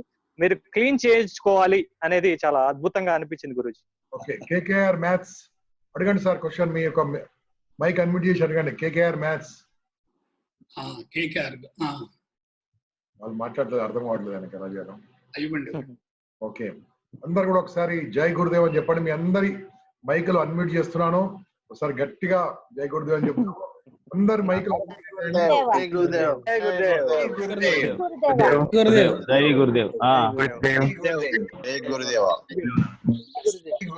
ఎవరన్నా క్వశ్చన్ వాళ్ళు మాత్రం తెలియపట్టండి. జై గురుదేవ్. జై గురుదేవ్. జై గురుదేవ్. జై గురుదేవ్. జై గురుదేవ్. చాలా సంతోషం, చాలా అద్భుతంగా మీరందరూ కూడా మాట్లాడారు. కేకేఆర్ మాస్ గారు మాట్లాడతారా? రైట్, ఏం లేదు ఇంకా. సో గురూజీ, చంద్రారెడ్డి గారు ఒక ప్రశ్న అడుగుతున్నారు. చంద్రారెడ్డి గారు ద్వారా మనం తీసుకెళ్ళి. చంద్రారెడ్డి గారు సార్, మీ మైక్ మీరు అడ్మిట్ చేయండి సార్, మాట్లాడండి సార్. చంద్రారెడ్డి గారు, చంద్రారెడ్డి సార్ మాట్లాడండి ప్లీజ్, మాట్లాడండి, వినిపిస్తుంది, మాట్లాడండి సార్. నేను ఆన్ చేస్తే మీరు ఆఫ్ చేస్తున్నారు. అక్కడ ఆన్ చేయండి మైక్. ఇప్పుడు మాట్లాడండి. చంద్రారెడ్డి గారు మాట్లాడండి సార్. మైనస్ ఉన్నారు, ప్లస్ మైనస్ లో వచ్చారు కదా, అది ఎట్లా ఫ్యాక్టరీ సార్? వినపడుతుంది సార్, మాట్లాడుతున్నాను. గురుజీ ఉన్నారు, గురుజీ ఉన్నారు, చెప్పండి. అదే మైనస్ ప్లస్ చూడమన్నారు, ప్లస్ మైనస్ ప్లస్ మైనస్ చూడమన్నారు. అది ఏ విధంగా శాస్త్రీయంగా కొంచెం చెప్పగలరు గురుజీ? హలో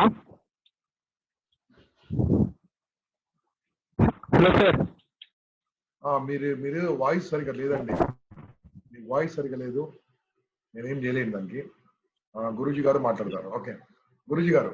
నాన్న చెప్తున్నా నేను, ప్రతి విజయంలో అపజయం ఉంటుంది, ప్రతి మంచిలో చెడు ఉంటుంది, ప్రతి లాభంలో నష్టం ఉంటుంది, ప్రతి గెలుపులో ఓటమి ఉంటుంది, ప్రతి బహుమానంలో అవమానం ఉంటుంది. అజ్ఞాని ఒకదానికి పొంగిపోతాడు, ఒకదానికి కృంగిపోతాడు. మీకు ఒక మాట చెప్తున్నాను, ఇది రాజకీయాలు కాదు, కానీ ఎలక్షన్లలో గెలిచిన వ్యక్తి ఓడిపోయినట్టు, ఓడిపోయిన వ్యక్తి గెలిచినట్టు. ఎందుకంటే ఎప్పుడైతే బాధ్యతలు స్వీకరించి నెరవేర్చలేకపోతారో టెన్షన్ పెరుగుతూ ఉంటుంది. కాబట్టి విజయం అనేది పైకి కనపడుతుంది, దాని వెనక ఏముంటుంది? అపజయం ఉంటుంది. అపజయం బయటికి కనపడుతుంది, దాని వెనక విజయం ఉంటుంది. ఇది తెలియని వ్యక్తి పొంగిపోతాడు, కృంగిపోతాడు. ఇప్పుడు నేను చెప్తున్నాను, మీరు బాగుంది అన్నారు అనుకో, నేను పొంగిపోయాను, బాగలేదంటే నేను కృంగిపోతాను. ఇదేమిటి? It is my mental feeling. కుడి ఉంటే ఎడమ ఉంటుంది, ఎడమ ఉంటే కుడి ఉంటుంది.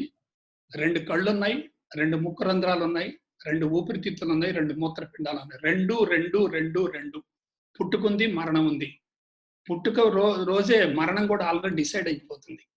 కానీ మనం పుట్టుకను హర్షిస్తాం, మరణాన్ని వ్యతిరేకిస్తాం. అది అజ్ఞానం నాన్న, ఏమీ లేదు. నేను ఒకటే చెప్తున్నాను, ద్వంద్వాల గురించి అవగాహన ఉన్న వ్యక్తి వాటిని వదిలేస్తాడు, సన్యాసి అవుతాడు. ద్వంద్వాల గురించి అవగాహన లేని వ్యక్తి వాటిలో ఇరుక్కొని పోయి మానసిక ఒత్తిడిని అనుభవిస్తాడు. ఆధ్యాత్మికత మొత్తం ద్వంద్వాల మీద నడిచింది. ద్వంద్వాతీతం గగన సదృశ్యం అన్నారు. వాటికి అతీతంగా ఉండగలగాలి. అతీతంగా ఉండాలంటే ఈ లోపల మొత్తం క్లీన్ చేసుకోవాలి. నువ్వు నీ చరిత్ర మొత్తం లోపల రికార్డ్ అయ్యింది. చరిత్రలో మంచి ఉంది, చెడు ఉంది. చెడులో ఏముంటుంది? మంచి ఉంటుంది. మంచిలో ఏముంటుంది? చెడు ఉంటుంది. నీకు అనుకూలమైన వ్యక్తి ఉంటాడు, వ్యతిరేకమైన వ్యక్తి ఉంటాడు. వ్యతిరేకమైన వ్యక్తి నిన్ను ఎక్కువ కంట్రోల్ చేస్తాడు, అనుకూలమైన వ్యక్తి తక్కువగా అతని గురించి ఆలోచిస్తావు. కాబట్టి ద్వంద్వాల గురించి కరెక్ట్గా అవగాహన ఉంటే జీవితమే సాధనగా మారుతుంది. దీన్ని మరొక సందర్భంలో చూద్దాం. ఇది చాలా పెద్ద క్వశ్చన్, చెప్పడానికి కూడా టైం సరిపోదు నాన్న. మరొకసారి జై గురుదేవ్. జై పూరి జగన్నాథ్ గారు మాట్లాడండి సార్. పూరి జగన్నాథ్ గారు. నమస్తే సార్. నమస్తే సార్. నమస్తే నాన్న. జై గురుదేవ్. చెప్పు నాన్న. నేను విశాఖపట్నం నుంచి మాట్లాడుతున్నాను సార్. చెప్పు నాన్న. మిమ్మల్ని నేను ఒక 18 ఏళ్ల క్రితం కలిసాను సార్ ఇక్కడ విశాఖపట్నం వచ్చినప్పుడు. మీరు 2002 మళ్ళీ మిమ్మల్ని ఇప్పుడు చూడగలుగుతాం, చాలా ఆనందంగా ఉందండి. నా పేరు సత్యనారాయణ అండి. నేను తర్వాత మిమ్మల్ని 2003లో మిమ్మల్ని కలిసిన తర్వాత నేను బదిలీ అయ్యాను. మళ్ళీ ఇప్పుడే విశాఖపట్నం వచ్చాను. గౌరవనీయ గంప నాగేశ్వరరావు ద్వారా మళ్ళీ మిమ్మల్ని ఎలా చూడగలడం చాలా ఆనందంగా ఉందండి.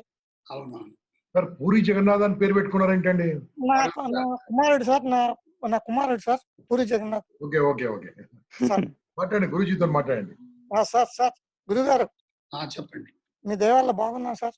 అలా ఈ మధ్యన రిటైర్ అయ్యాను, విశాఖపట్నం వచ్చాను, విశాఖపట్నంలోనే ఉంటున్నాను. మళ్ళీ మీరు విశాఖపట్నం వస్తారని ఎదురు చూస్తున్నాను. తప్పనిసరిగా ప్రశ్న అడగండి. ప్రశ్న సార్. ఓకే నాన్న, ఉంటాను సార్. ధన్యవాదాలు సార్. సో గురుజీ, ఈ రకంగా మీరు అందరు మన పాత శిష్యులందరూ కూడా మీరు ఒకసారి అందరూ కనెక్ట్ శిష్యులు ఎప్పటికైనా శిష్యులే వాళ్ళు. నాగేశ్వరరావు, ఒక విషయం చెప్తాను. చెప్పండి సార్ ప్లీజ్. ఒక వ్యక్తి ఎదిగాడంటే అందరి శక్తిని స్వీకరించి ఎదుగుతాడు. కరెక్ట్.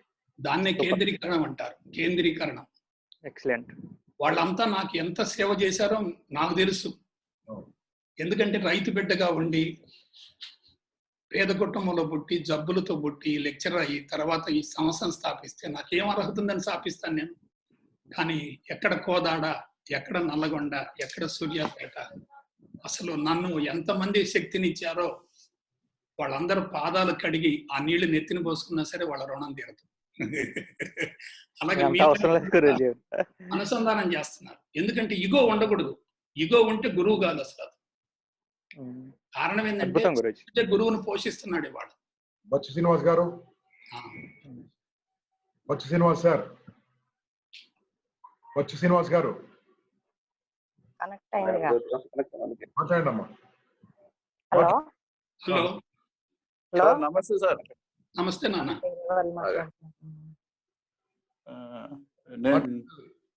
గంప గారు. మాట్లాడండి. నమస్తే sir. Thank you sir. Thank you for organising such a program. Really wonderful.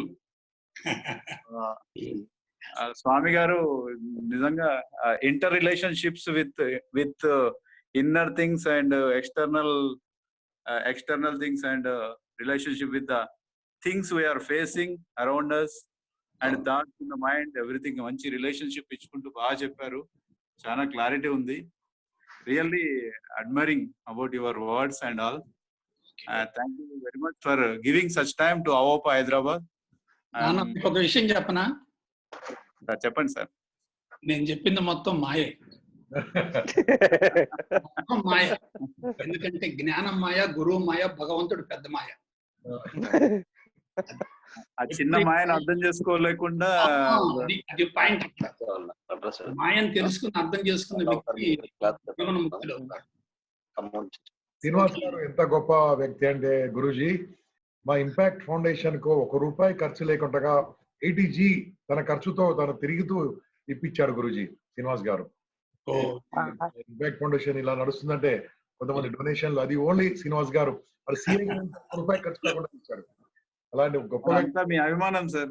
మీకు హక్కు ఉంది, రైట్ ఉంది, మీరు సేవ చేస్తున్నారు. ఇలాంటి వ్యక్తులను ఒక ప్లాట్ఫామ్ కింద కలిసి నాలెడ్జ్ షేర్ చేస్తున్నారు.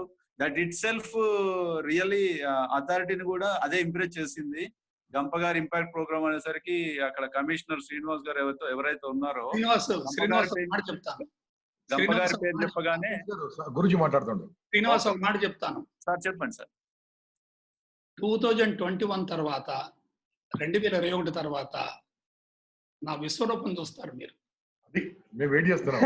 2021 ఇంకా మెచ్యూర్ కావాల్సిన టైం ఉంది నాకు. నేను అందుకే మొదట్లో చెప్పాను, నావ తీరానికి చేరుతుంది, పూర్తి కాలేదన్నా నేను. ఎందుకంటే రాగద్వేషాల గురించి మాట్లాడటం చాలా సులభం, కానీ వాటిని వదిలించుకోవడం చాలా కష్టం. అది పరిపూర్ణ జ్ఞానం అనుభవంలోకి రావాలి. నేను పాయసం వండాను తప్ప ఇంకా తినలే నాన్న. నేను పాయసం వండాను తప్ప తినలే. ఇంకా తింటాం మొదలు పెడుతున్నాను. మీ రుణం తీర్చుకుంటాం తప్పనిసరిగా. ఓకే. జై గురుదేవ్, జై గురుదేవ్, జై గురుదేవ్. జై Gurudev. Guruji hello KKR maths sir, Khammam నుండి మాట్లాడుతున్నాం సార్. గంప నాగేశ్వరరావు గారు, good morning sir. Hello Guruji గారు, నమస్కారం సార్. జై గురుదేవ్ అండి. మేము 2005లో అక్కడ యోగాకి జనగాంలో పార్టిసిపేట్ చేసి హైదరాబాద్ బ్రహ్మోత్సవానికి వచ్చాం గురూజీ. మేము డైరెక్ట్ గా బ్రహ్మోపదేశానికి అప్పుడు మిమ్మల్ని చూడడం జరిగిందండి. అప్పటి నుండి మీ యొక్క ఆధ్యాత్మిక విశేషాలు గాని, యోగా గాని మాకు సాధ్యమైనంత వరకు కంటిన్యూ చేసుకుంటూ మా పిల్లల్ని కూడా అదే మార్గంలో పెంచుతున్నామండి. గురూజీ గారు, నాకు ఏంటంటే ఒకటి, యూత్ కి ఇప్పుడు ఈ జనరేషన్ లో మీరు ఇచ్చే ఒక ఆధ్యాత్మికత గాని, యోగా గాని అంతగానో ప్రభావం వాళ్ళ మీద పడట్లేదేమో అని ఒక ఆలోచన అండి. మీరు ఒక మంచి సందేశం యువతకు అందించాలండి. ఖచ్చితంగా అది ఆ యోగాన్ని దాన్ని కంటిన్యూషన్ చేసే విధంగా ఒక మంచి మార్పు తీసుకురావాలని ఆలోచన అండి. నేను నాగేశ్వరరావు గారు కనుక అనుమతిస్తే 3 టాపిక్లు చెప్తాను. నాగేశ్వరరావు, ఒకటి భార్యాభర్తల జీవితం సంబంధం ఎలా ఉండాలి, అదంటే ఆదర్శ దాంపత్యం ఎలా ఉండాలనేది ఒకటి, పిల్లల్ని ఎలా పెంచాలనేది ఒకటి, తర్వాత ఆనందంగా జీవించడానికి మార్గం ఏమిటి అనేది, ఈ 3 నేను తర్వాత చెప్తాను. ఎందుకంటే మనం ఏదో ఉపన్యాసాలు ఇచ్చుకుంటూ పోవటం కాదు, విలువైనటువంటి సమాచారం కనుక అందించగలిగితే, జీవితానికి అనుభవించుకోగలిగితే తప్పనిసరి వాళ్ళు ఫలితం పొందుతారు. ఆనందాన్ని పొందటానికి మార్గాలు ఉన్నాయి. ఇప్పుడు ఇందాక ద్వంద్వాల గురించి అన్నాం, అది ఊరికి చెప్పాను కానీ మెన్షన్ చేశాను. డీప్గా ఇవ్వాలంటే కుదరదు మనకి, ఇప్పుడు టైం సరిపోదు. భవిష్యత్తులో చేద్దాం నాన్న. మీరు ఏదన్నా తీసుకోండి, ఒక టాపిక్ చెప్పండి, నేను టక్కని చెప్పేసేస్తాను. భవిష్యత్తులో ఏమవుద్దో ఒకసారి చెప్తాను. అమ్మ వింటున్నావమ్మా? ఒక మాట చెప్తాను. ఒక బిష్మయ్య గురుజీ వల్లనో, లేకపోతే పుట్టపర్తి బాబా వల్లనో, లేకపోతే మరొకల వల్లనో ప్రపంచం మారదు. ప్రకృతే ప్రపంచాన్ని మార్చుకుంటుంది. ప్రకృతి చేతిలో మనం ఒక చిన్న పరికరం అయితే చాలు. పిల్లలు కూడా ఇప్పుడున్నటువంటి మానసిక ఒత్తిళ్లలో తట్టుకోలేకపోతున్నారు, కానీ భవిష్యత్తులో తప్పనిసరిగా వాళ్ళు కూడా ఆధ్యాత్మిక మార్గానికి వచ్చే విధంగా కొన్ని చర్యలు వస్తాయి. ఇది ఒకళ్ళు చేస్తే వచ్చేది కాదు, యూనివర్సల్ ఫోర్స్ చేస్తుంది. I'm the part and parcel of the universal force, I'm not at all independent entity. చాలా మంది ఏమనుకుంటారంటే నేను చెప్తున్నాను అనుకుంటారు. కాదు, ఒక విశ్వశక్తి నన్ను ఒక ఆపరేటర్గా చేసుకొని మీకు చూపిస్తుంది అంతే. టీవీలో బొమ్మ కనపడుతుంది, ఆ బొమ్మ కనపడటానికి అక్కడ టెక్నాలజీ ఉండాలి కదా, అట్లనే విశ్వశక్తి కూడా చేస్తుంది. మీరు చేయవలసిన పని ఒకటేనమ్మా, మీరు ఆధ్యాత్మిక మార్గంలో ఉండి పరిణతి చెందగలిగితే నీ బిడ్డని ప్రేమతో చూసుకుంటే ఆ ప్రేమకు నీ బిడ్డ కరిగిపోతాడు. కాబట్టి భార్యాభర్త ఎప్పుడైతే ప్రేమగా జీవిస్తారో ఆ ప్రభావం బిడ్డల మీద పడుద్ది. మనం ఒత్తిడిగా ఉంటే ఆ ప్రభావం వాళ్ళ మీద పడుద్ది. అందుకని దాని మీద నేను వర్కౌట్ చేస్తున్నాను, అన్ని రంగాల మీద వర్కౌట్ చేస్తున్నాను. ఎందుకంటే నా దగ్గర ఇంటిగ్రేటెడ్ పర్సనాలిటీ టెక్నాలజీ ఉంది. నేను ఒక పేద కుటుంబంలో ఉండి, రైతు కుటుంబంలో ఉండి, వెనుకబడ్డ ప్రాంతంలో ఉండి, జబ్బులతో బాధపడుతూ ఎన్నో ఇబ్బందులు పడి ఈ దశకు వచ్చాను నేను. నా అనుభవసారం మొత్తం భవిష్యత్తులో అందుద్ది గ్యారంటీగా. మీరు చేయవలసిందల్లా కూడా నాతో భౌతిక సంబంధం కన్నా కూడా భావ సంబంధం పెట్టుకోండి. భౌతిక సంబంధం వెరీ డేంజరస్. భౌతిక సంబంధాన్ని మించిన ప్రమాదం మరొకటి లేదు. ఒక సంస్థలో ఇరుక్కోబాకండి, ఒక వ్యక్తిలో ఇరుక్కోబాకండి. ఇప్పుడు సంస్థలే సమస్యలకు మూలం అవుతున్నాయి, మీకు అర్థం కావట్లేదు. వ్యక్తి ముఖ్యం కాదు, వ్యక్తి ఇచ్చే తత్వం ముఖ్యం. అలా చూసుకోండి అమ్మా. భవిష్యత్తులో మంచి మార్గం చూద్దాం. దానికి మీరు నాకు సపోర్ట్ ఇవ్వండి, ఎట్లా మోరల్ సపోర్ట్ ఇవ్వండి చాలు, నేను ముందుకెళ్తాను. ఎందుకంటే నాలో ఎంత పొటెన్షియాలిటీ ఉందో నాకు తెలుసు, మీకు తెలియకపోవచ్చు. లోపల అంతా పొంగుతా ఉంది ఒక సముద్రం లాగా. నిన్న పశ్చిమ బెంగాల్ తుఫాన్ వచ్చింది, ఆ తుఫాన్ లాగా ఉంది నా దగ్గర. సో దాని భవిష్యత్తులో తప్పనిసరిగా అందిద్దాం. ఓకే, జై గురుదేవ్, జై గురుదేవ్, జై గురుదేవ్. స్వామీజీ చాలా అద్భుతంగా జరిగింది. రాజశేఖర్ గారు మీరు క్లోజింగ్ రిమార్క్స్ ఇవ్వండి, తర్వాత బచ్చి శ్రీనివాస్ గారు ఓట్ ఆఫ్ థ్యాంక్ చెప్తారు. ఓకే, ధన్యవాదాలు గురూజీ. ధన్యవాదాలు. మాకు మేము ఏదైతే ఆశించిన దానికంటే 100 రెట్లు ఎక్కువగా సమాచారాన్ని మీరు అందజేశారు. చాలా విజయవంతమైందిగా ఈ కార్యక్రమం భావిస్తున్నాం. మీరు చెప్పినటువంటి ఆఖరి మాట, మీ భావాన్ని మాకు ఎల్లవేళలా అందుబాటులో ఉంటాము అని చెప్పినటువంటి మా మాట చాలా అద్భుతంగా, చాలా ఆచరణీయంగా ఉంది గురూజీ. కాబట్టి మన ఇంపాక్ట్ కార్యక్రమాల్లో మీరు వెన్నంటూ ఉండి ఎన్నో కార్యక్రమాల్లో భాగస్వామ్యమై మంచి సమాజాన్ని నిర్మాణం చేయడానికి మన వంతుగా మనం కృషి చేద్దాం గురూజీ. ఇదంతా మనం అనే భావనక్రమాలు రూపొందిద్దాం. సమాజంలో ఎంతో కొంత మన శక్తికి తగ్గట్టుగా చేద్దాం గురూజీ. మీరు మాకు వచ్చి ఈ కార్యక్రమాన్ని విజయవంతం చేసినందుకు మీకు సాష్టాంగ నమస్కారం, పాదాభివందనం. మీకు ఎంత చెప్పినా అవి తక్కువే, చంద్రునికో నూలు పోగుల. మీకు మీ శిష్య గణం చేసినటువంటి ఆ కార్యక్రమంలో మీరు భాగస్థులైనందుకు మీకు ప్రత్యేక ధన్యవాదాలు గురూజీ. Thank you. ఏంటంటే రాజశేఖర్, ఒక మాట గురూజీ, ఎవరైనా గురువు ద్వారా పలానా టాపిక్ చెప్పించిందంటే అది నాకు చెప్పు, నేను ఆ టాపిక్ చెప్తాను. సరే గురూజీ, కంపల్సరీ గురూజీ. అందరికి మనం అన్ని కార్యక్రమాలు నిర్వహిస్తాం గురూజీ. అది ఎందుకంటే అన్ని కార్యక్రమాలు నిర్వహిద్దాము. ఇది కంటిన్యూస్ ప్రాసెస్ గురూజీ. అట్లా చేద్దాం.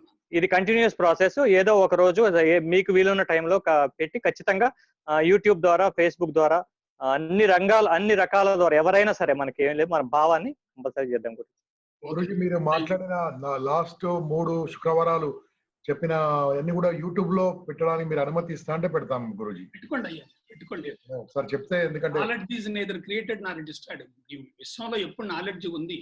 ఓకే, నాకు పేటెంట్ రైట్స్ ఏం లేవు, పెట్టేసేయండి. Okay okay. సుశార్ రాజశేఖర్ గారు ఎంత సింపుల్. బచ్చి శ్రీనివాస్ గారు, propose vote of thanks. Thank you, sir. Thank you, Gampa garu, for giving such opportunity to give vote of thanks for such a wonderful program given by Guru Bhikshamaya Guruji, and which is organized by our Impact Foundation, which is headed by Gampa Nageshwara and all. We, on behalf of Avapa Hyderabad, entire Avapa Hyderabad, and express our sincere thanks to Bhikshamaya Guruji for giving such a wonderful program. Every one of our members of the organization, Avapa organizations, really liking and enjoying the talks, this one COVID during lockdown program, lockdown period, and Eros Matram spiritual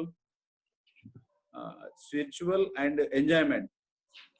It's really given inner thought to everybody. We like such programs, and we request Guruji to give continuous education to us in these lines. And once again, on behalf of entire Hyderabad, of Hyderabad, I thank to you and thank you very much. Thank you Rajshekhar garu, thank you Guruji. Okay, ధన్యవాదాలు చేసు. జై గురుదేవ్. జై గురుదేవ్. అందరూ కూడా మనము మరి సాయంత్రం 5 గంటలకు ఒక ప్రోగ్రామ్ ఉంటుందండి, 7 గంటలకు ఒక ప్రోగ్రామ్ ఉంటుంది. దయచేసి అందరూ అండి. ఇప్పుడు మీరు మానసికంగా తెలుసుకున్నారు. సాయంత్రము 5 o'clock ప్రోగ్రామ్ డబ్బు సంపాదించింది డబ్బు గురించి తెలుసుకుంటారు. 7 గంటలకు ఆరోగ్యం గురించి తెలుసుకుంటారు. ఈ రకంగా మీరు అన్ని సపోర్ట్ చేస్తున్నారు. గురుజీ ధన్యవాదాలు. Guruji thank you very much. Bharat మాతాకి జై. జై Hind. Thank you very much.